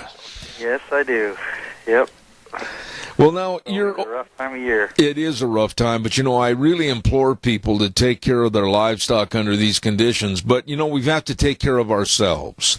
And that's part of what I wanted to talk to you about this morning. Nobody knows when there's going to be the passing of a loved one. It could be in the 85-degree weather in June, or it could be like on a day like today. What do you do as a funeral director under these circumstances if you have a funeral scheduled? Well, I typically, we haven't had too many days in my career that we had to just cancel things, but, you try to just play it by ear and, go forward if you can, because it's one of those things it's not easily rescheduled because you got so many people involved, but, if it needs to be, we have had to, hold different parts of the service a different day, so it happens. Joel, you and I have talked many, many times on this program, and it's a subject that nobody, I think, wants to talk about. We always want to put it on the back burner. Well, I'll take care of it, or I'll talk about it tomorrow. Why are funerals and death and dying so hard to talk about when really it's a part of life? Well, it's because of the emotion. I don't think it's not a mystery. We all know, even people that we get estranged from in life, there's a certain amount of emotional attachment when they go, and, it's just part of life, but it's just not one of those things we're fond of, and I understand that, and, we just got to deal with it accordingly, and, those that really take the effort and, step outside of that comfort zone, or, the feelings of superstition and things like that. Yeah. Really find a lot of peace and mind and comfort as they do prearrange and set things up. It's just easier to do it when you're not under that pressure. Right. And those feelings, and, things just go smoother. That's a fact. I've seen it, and thousands of other people across the country have seen it, and, it doesn't, anything helps. The littlest part of it, gathering information helps. Right. Now, what about those planning guides? Kind of break that down for us a little bit. What is the information, or what are some of the things people need to know? The number one thing that is needed at the time somebody passes, and is included and asked of a person when they get these planning guides that we have, is basically their information that is required for the state of Idaho's official death certificate. It's the questions they ask. And that right there is a nice place to start. If you do nothing else, get that guide, get that information, get it to your family, get it to your funeral home, so that they have it on hand, because when stuff happens, if you're out of town, it's an inconvenience, something like that, your funeral home has the information they need to start things before they ever meet with maybe the family officially. Well, it can really just speed that process along as far as the legalities that have to be taken care of. Let me ask you a question. It just hit me, Joel, and I don't think I've ever asked you this question before. But when you plan for your own funeral and have basically the where, the what, the how, and the why that you want done, and you're traveling a lot, let's say that you've traveled to Florida for the wintertime or down to Arizona or someplace else, and unfortunately there's the passing of a loved one, should they, the people like myself and others, should they carry a card or information that gives some of that information to the public to help?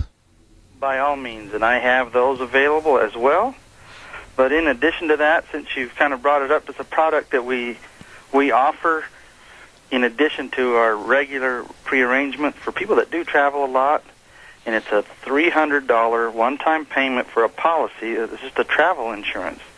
And if that person were to pass away, out of town, this policy would pay all their expenses to return them back to their home, their residence. Oh my! Funeral arrangements, and it's something you can buy and is available. And anybody that travels, I mean, for $300, that's more people spend more than that in a month going out to eat. Absolutely, that's true. But now, what? And it can really cost thousands of dollars depending on where a person goes to return them back to home, whether that happens by overland, by us transporting them, or by airfare. Overseas, could really be a expense if a person travels overseas. Let me ask you this part of it then, too, because I can remember all the different programs that we've talked about, funerals on this show, and what to do and what not to do, what to have ready and everything. But when you have a checklist, and I'm going to tell you right now, I am the world's worst for getting everything organized and ready. But do you need like a checklist, like here are my life insurance policies, here's who they're with, telephone number, here's what they are? I mean, how in the world do you get everything put together? Well, the best resource is to come right here and get one of those planning guides. Okay. Because, in addition to that, information that we've already talked about, it has spots to list that information so that, let's just say these policies, sometimes life insurance that people purchase in their life, they have them for years and years, and multiple moves and relocations. Maybe that policy is even lost. Yeah. Or they just have a stub of paper somewhere with the information on it. When that person's gone, if they haven't taken the time to inform somebody, it may never be claimed on if nobody knows about it. But if you put that information into this planning guide, it's at least a reference as to this person has a policy maybe with this company, and that can be followed up on and checked. I see. And that's part of what we do. That's a big part of what we do, is to help people claim on life insurance policies. We offer, I think, a very unique option. Not every funeral home offers the chance for a family to take and pay their funeral expenses with an assignment assigned through that funeral policy or that life insurance policy.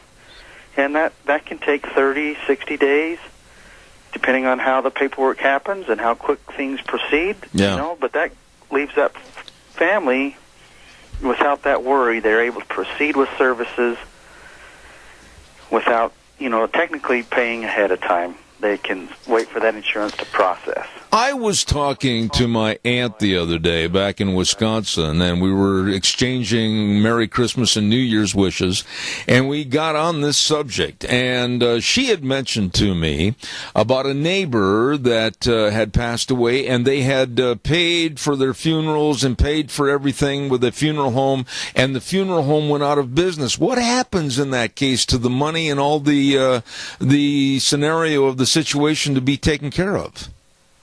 Well, we are strictly regulated in that fashion as far as these policies, and that's why I recommend the policies that we sell. A lot of funeral homes used to offer a trust, and that was a little less desirable option. But now these policies, you buy it through your funeral home. They are essentially an agent selling these policies through these outside insurance companies. And so that policy, regardless of where you go, you have claim to that policy and the value it has accumulated and the monies that you have put into it. Okay? So if a person needs to relocate or wants to change a funeral home in this case because of, a funeral home no longer being an option, they always have that policy and the monies associated with it. Okay. What's unique about these policies is the fact that the funeral home that sells them gives strict guarantees of coverage on certain items. And that's the advantage to really getting one, is to own up and get that guarantee of coverage, because I promise you we could take calls on your show all day long, and there isn't one person that could call into this show and say, in 20 years, I will guarantee you that you will receive this if you pay for it now. But the funeral plan, funeral arrangements, you will get a guarantee of coverage for your services that you pick if you do that. That's really the advantage. I would ask you this. We've got about 6-7 minutes left in this segment, and myself, I've been around the livestock and horses all my life, and I'm sure there's people that maybe have been around automobiles all their life, or maybe they're into some other occupation or hobby that they'd like to have centered around their funeral. Is it difficult for you as a funeral director to try to get the service around their likes and what they did for their life? Well, I would say yes, because I'm speaking for myself, and I know I'm not alone. Funeral directors get into this line of work because they enjoy it. They love to tap into their creative side. So yeah, we love to take the things that people like and make and perform a service and put it together in a way that really fits that person. But ultimately, it's the family's desires and requests. And so sometimes, they're going through a lot, so you see the stress of it all. Right. And I see families all the time, they're like, we'd like to do that, but it's just too much, or not right now. Even down to wanting to put a video tribute together, which is something we offer. Sometimes families want to do that on their own, but the stress and just the busyness of a passing of a loved one really starts to take a toll, and they get overwhelmed, and you can only relieve so much of that as they're willing to let you relieve. But we love it. We love to do that. We love to take the time and center it around the likes of that person. And it just makes this job so much more rewarding, at least for me. That's what I get out of it, and that's what I enjoy.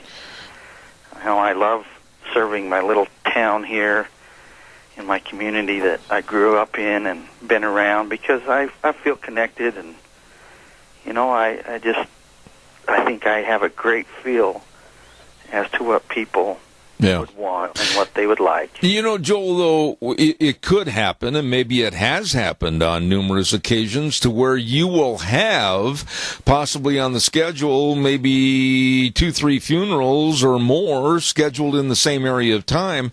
And I would imagine there's times you want to jump outside the back door, grab your necktie, and go, you can't handle it all, the pressure. I mean, how do you get everything done? Well, sometimes we spend some pretty long hours, and us being a family business,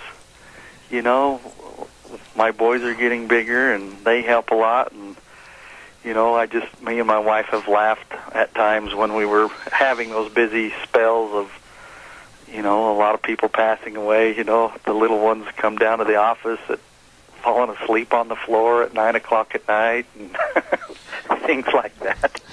But there's other times when there's not a whole lot going on, but we get to spend the time with our family, and we enjoy that just as much. So. And the other thing is, and the reason I want you to be really open and forthright about this is people are people, and everybody's got a difference of opinion.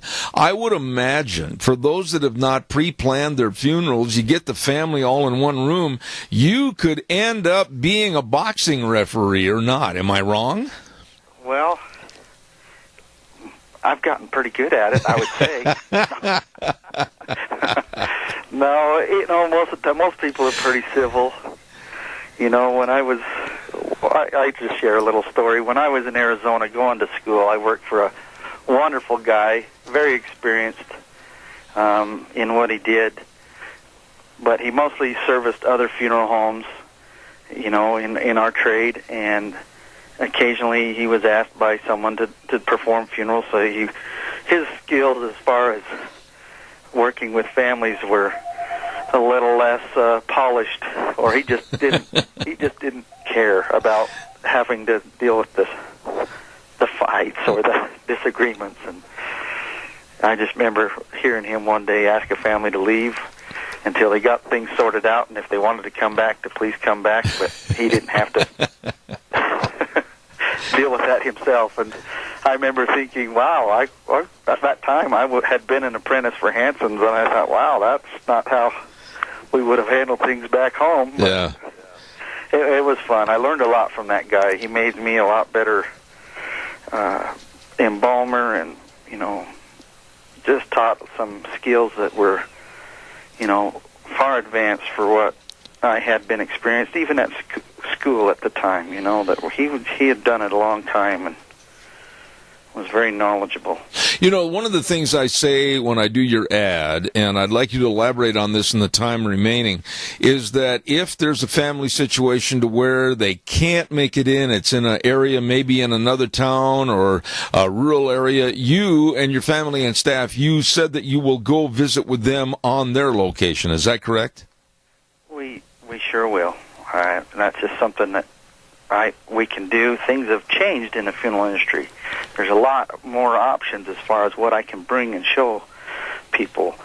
I recently have done some changes here at the funeral home. Probably one of the biggest changes in the last 100 years for this funeral home has taken place, and that is a revamping of our selection room.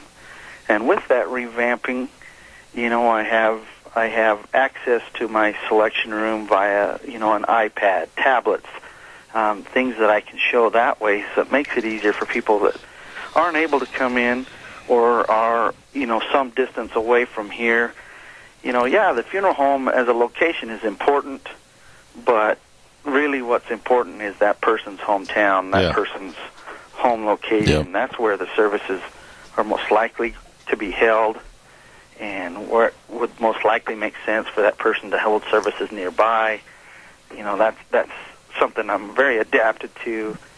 I've established and helped establish some business in other states for a brief time. That was their model. Right. That's how they operated in a setting like that. Well, I just want to I have to offer. I absolutely enjoy having you on the air. Joel Heward with Hanson Mortuary, 710 6th Street over in Rupert, 436-5636. They have been on my program for years and years, and we look forward to the future.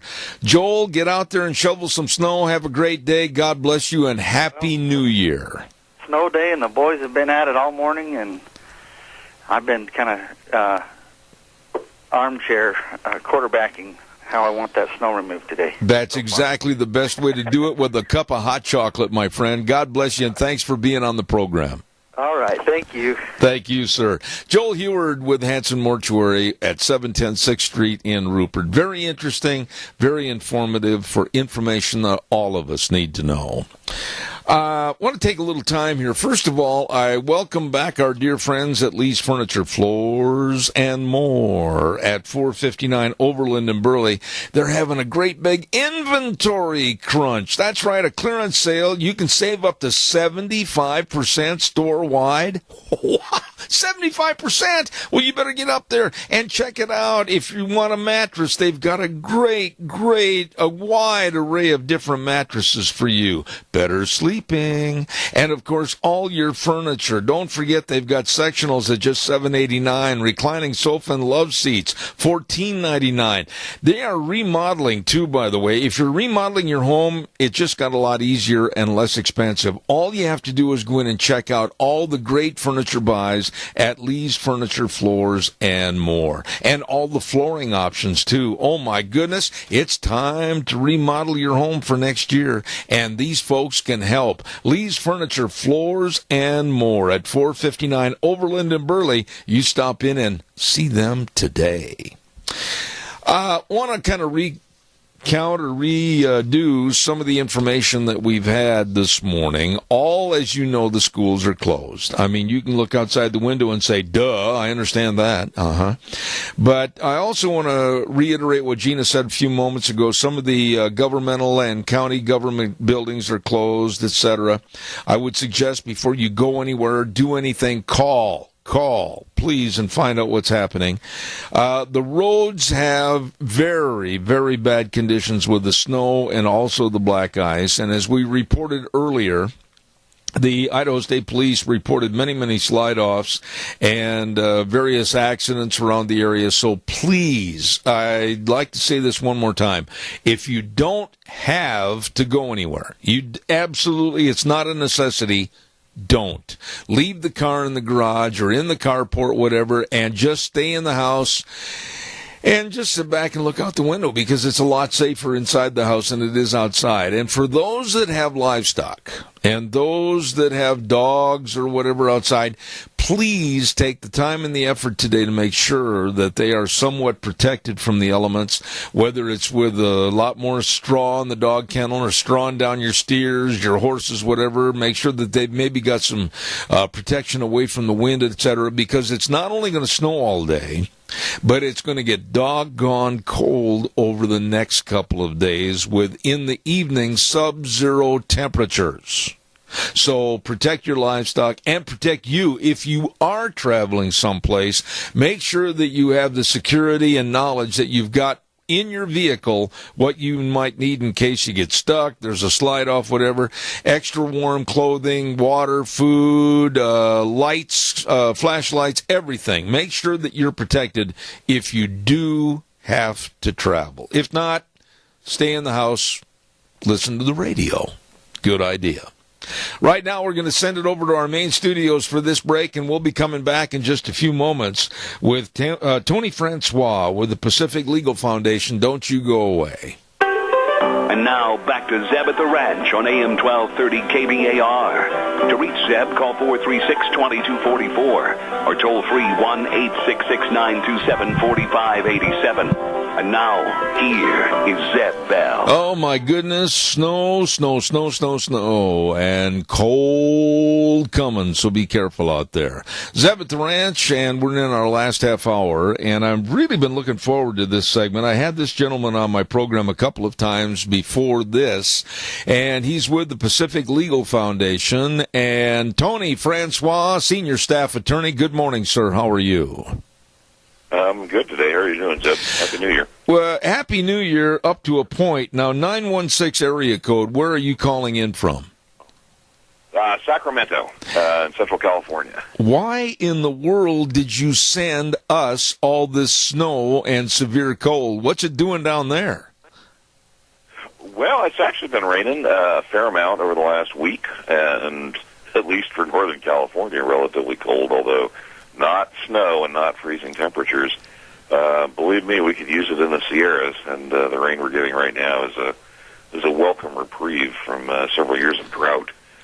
Well, I know you guys are hanging in up there and weathering it. Yeah, to some extent. An old fat cowboy like me, I'm looking forward to the next 30 minutes of this program, and then I got to go outside and start hauling straw to the animals. Why don't you volunteer to come up and give me a hand? At least it would be the nice thing to do. Is he there? Did we lose him? Tony, are you there? I am here. Can you hear me? Yeah, all of a sudden it went dead. I apologize. It might be the snow on the lines or whatever. But anyway, let's get right to the subject matter at hand. Pacific Legal Foundation, I have a lot of respect for you and the attorneys that work for this organization. And you've really been protecting the rights of us, citizens of this United States, and fighting back against the Endangered Species Act. Tell us a little bit about what happened with a little bitty songbird in Texas and Oklahoma. Hello? No, not again. Wheels, can he hear us? Give me one moment. Hurry up and check on that, please. We'll check again and see if he can hear us. The line might not be the best with all the snow. And waiting to see if he's still on that line for us. Wheels, is he on the line? Yes, sir. All right. Tony, can you hear me now? No, he can't. No, one more time. Tony, can you hear me at this time? I've got you. Okay. There's a technical difficulty. All right. Well, I tell you what, it might be with all the snow and everything else. I don't know. I'd like to get right into the situation this morning as far as the Endangered Species Act and a bird called the black-capped vireo of Texas and Oklahoma. What in the world makes that bird still stay on the endangered species list? Well, no, that's an interesting question. That the bottom line here is that the Fish and Wildlife Service, the U.S. Fish and Wildlife Service, just announced that they would remove this bird from the endangered species list. And the irony of it is they described it as a kind of a victory on their part for endangered species recovery. As you mentioned, it's a small songbird. It lives in Texas and Oklahoma.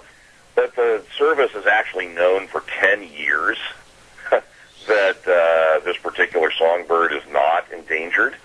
And, excuse me, yet, despite the fact that they knew that, based on their own internal reviews of the status of the species, they didn't do anything to remove it from the list.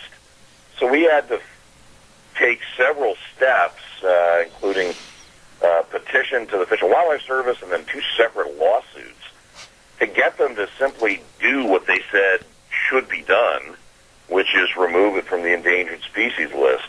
They determined in 2007 that the black-capped vireo is not endangered. We had to file a petition several years ago to get them to simply act on that recommendation that it be removed from the endangered species list. The petition process is only supposed to take a year, but we finally concluded the petition process this past December after 4 years, in which we had to sue them twice to keep them moving. And so this is an example of a species that the service knows doesn't require endangered species protection, and yet it stays on the list because of inertia. And then as long as it's on the list, projects have to do mitigation and modify their activities in order to avoid harm to the species. Actually harming one of these birds would be a violation of federal law, even though the service knows that it's not endangered. So this is an example of the federal government sort of knowing that it doesn't need to do something, and yet its own inertia and bureaucracy keeps it doing it anyway. Let me ask you this, Tony, and this may seem like a naive question, but I think a lot of people are thinking the same thing. This bird, how and who is going to perceive if damage has been done to the bird? Are they going to look for a bunch of dead vireos? Or what happens? How are they going to ascertain that someone or some entity did something against that endangered species? Well,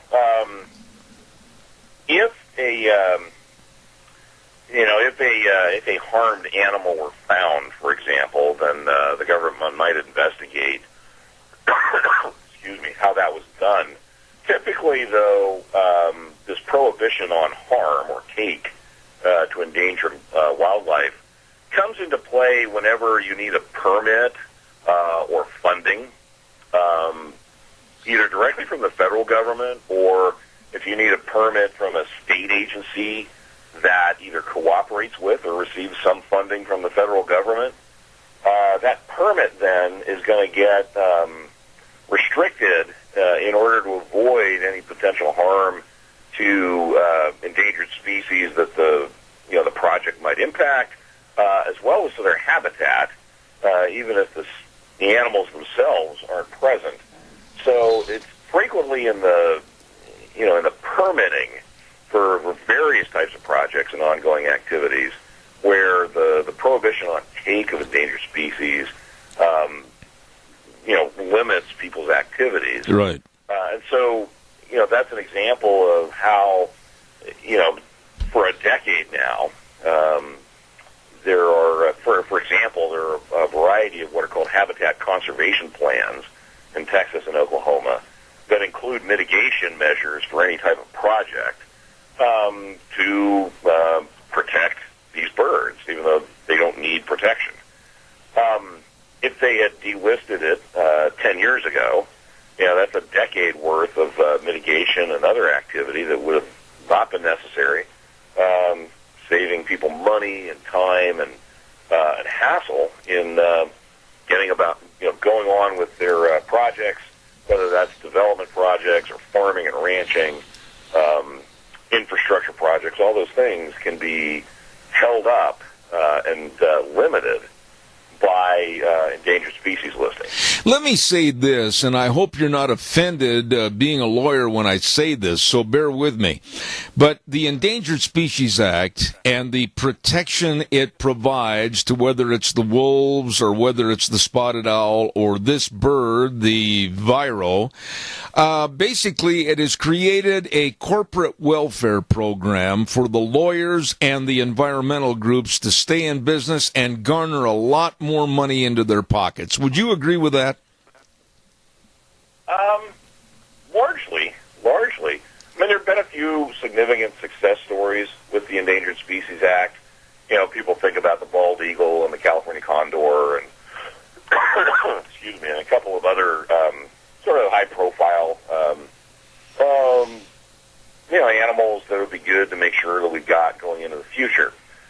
The flip side of it, though, is that there are an awful lot of endangered species listings that are done in the first place in order to prevent specific development projects from going forward, or to keep specific properties or areas from being developed, in the case of public lands, a lot of endangered species listings and activity, tending toward those listings is aimed at preventing productive use of public lands. You can think of spotted owl in the Pacific Northwest, but the sage grouse and the ongoing controversy over whether or not sage grouse in public grazing allotments should be listed and the impact that'll have on ranching. A lot of the partisans that are involved in getting various species listed seem to be more interested in preventing an activity they don't like logging or grazing or mining, than they are in the particular species they're trying to list. Absolutely. Now, that leads me, and I hope you don't mind if I kind of divert off the trail here a little bit and talk about California, but I am very concerned, Tony, about the state of California and especially the San Joaquin Valley being the breadbasket not only to America but for the world with all the produce grown there, and the shutdown of the water for a little silly, less than an inch long minnow. This thing is ridiculous, and they're claiming the Endangered Species Act, etc., and farmers and families and water needed for crops is going by the wayside. This is a perfect example of government and bureaucratic measures gone crazy as far as I'm concerned. How would you respond? Well, I can't disagree with anything you said. One of the ironies, though, to add to your observation is that the restrictions on water deliveries that are right now harming communities, families, farms throughout the San Joaquin Valley. Those are imposed in order to protect, as you mentioned, the Delta smelt, which lives in one of the areas that this water has to be moved through. And the absolute impoverishment of the San Joaquin Valley through the water cutbacks is not having any evident benefit, not conveying any evident benefit to the smelt, whose populations continue to crash, and we've seen increasing public speculation that the smelt would go extinct in the Delta and would continue to exist only as basically as a fishery population in university laboratories. So the tens of thousands of farm workers, their families, the farms and communities throughout Central California, is not even doing anything beneficial for the species they claim to protect. Yeah. Meanwhile, there are other federally protected species that rely on irrigated farms in the San Joaquin Valley for habitat, food, shelter, water. We're talking about, I mentioned earlier, the California condor. You know, some of the areas where the condors search for food are livestock pastures that are irrigated by the Central Valley Project. So by cutting off water to ostensibly protect smelt, they're not effectively protecting smelt, and they are, without even bothering to examine the effects, potentially harming half a dozen or more federally listed species in the San Joaquin Valley that rely in part on those water deliveries that they cut off. Right. So they're not even-handedly doing their own job. When you look at the U.S. Fish and Wildlife Service and the personnel that are involved in it, as an attorney that knows far more about this than I ever will, you must sit back in your chair and scratch your head and wonder, where in the world is there common sense? That seems to be lacking in most bureaucratic government control, but especially with the U.S. Fish and Wildlife Service. Would you agree? Well, I think with any agency, you have differences of degree depending on how high up people are in the agency. So the closer you are to the top, the more influenced you are by political pressure. And it certainly does seem in the now ending administration that there's been a lot of pressure to enforce the Endangered Species Act in the most extreme ways possible. I think that there's probably a decent mix of motivations and intentions among the professional staff at the lower level. And I think frequently, as in any bureaucracy, they can be told, look, this is the outcome that you need to get to, so you just figure out how to get to that and don't ask too many questions.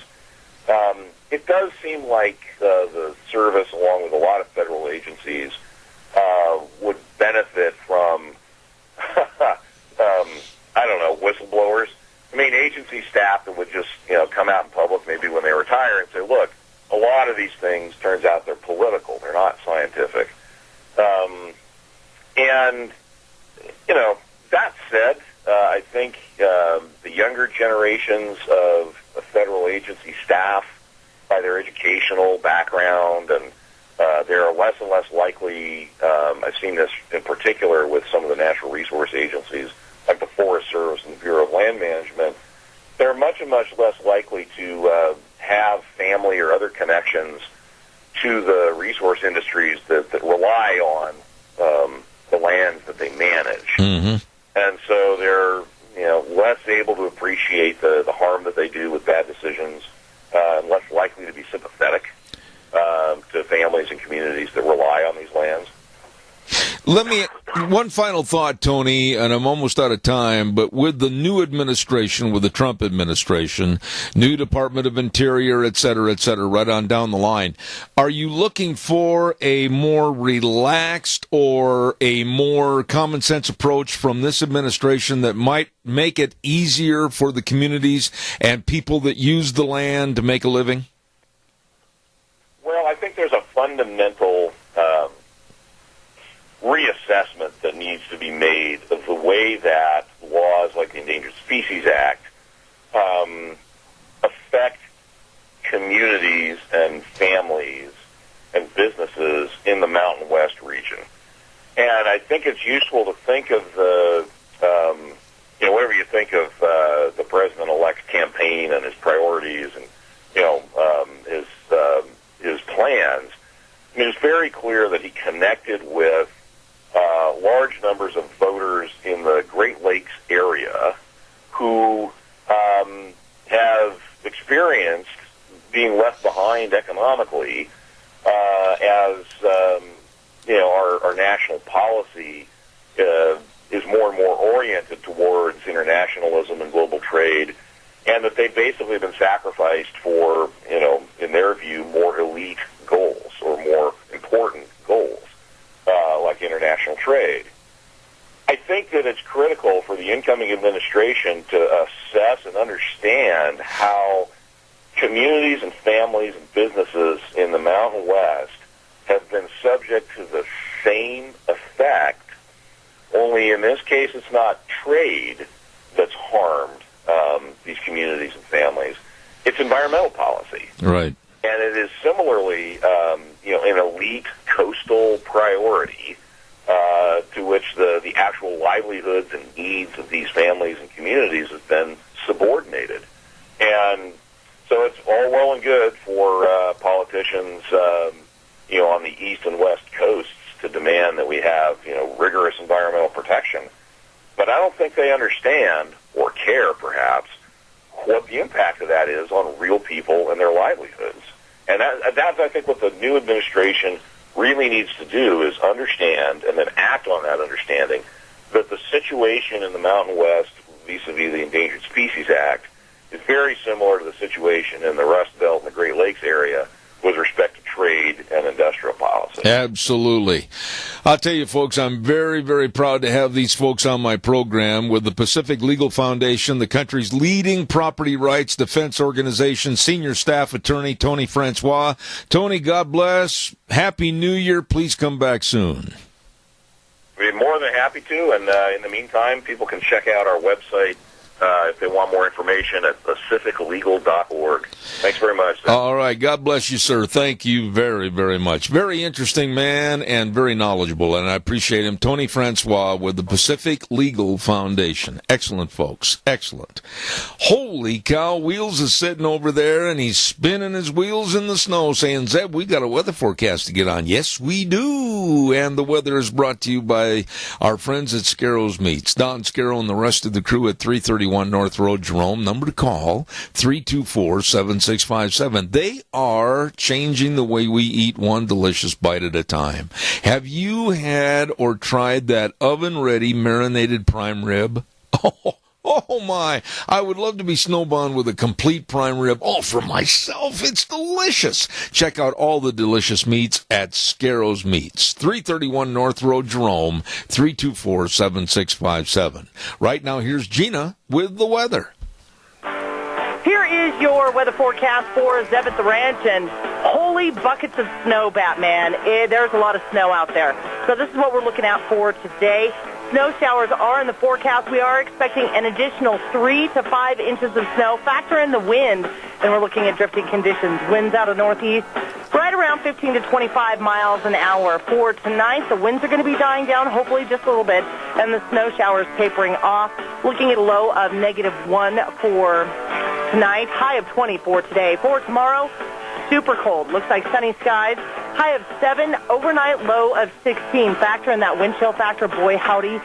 Leave your faucets on a drizzle. For tomorrow night, clear skies, low of -16. And then for Friday, sunny skies, high of 11, overnight low of -4. Welcome to winter on Zeb at the Ranch. Wow. And again, I urge caution. Caller, I'll be with you in a second. Hold on. Scarro's Meats bringing you the weather. 331 North Road, Jerome. The number to call, 324-7657. They are changing the way we eat, one delicious bite at a time. Caller, I've got about a minute and a half left. Go ahead, please. I'll make it as fast as possible. Hey, I'd like to mention Feed It Forward again. I know I'm beating a drum, but it's a good drum. Yes, it is. And I do know the Minidoka County Senior Center did open up an account at D11, so if anybody wants to donate to it, and the account name is Feed It Forward, so they can do that. I'm going to talk to Burley, see if they want to do the same thing. And I've got a meeting going on and some things happening, so I'll get with you, Zeb, and let you know where this is going. Well, I really appreciate your efforts. I think I give all the credit to you, the kudos, the slap on the shoulder, and say thank you for what you're doing, Doug. It's really a God's blessing. I'm just continuing my mother's work. There you go. She was a great, great lady, and believe me, you couldn't do it in the name of anybody better, let me tell you that. That's right. but just remember our seniors, folks out there. You know, anybody that has just a couple dollars extra a month, if they can donate it to a senior center. All the dairies out there, anybody listening on a dairy, if you got a killer cow that you want to donate to a senior center, they will be more than glad to take it off your hands. Most of them that I know will pay for the processing. Right. You just contact them, tell them where you've taken it, and it'll help them out immensely. It's tax deductible. So.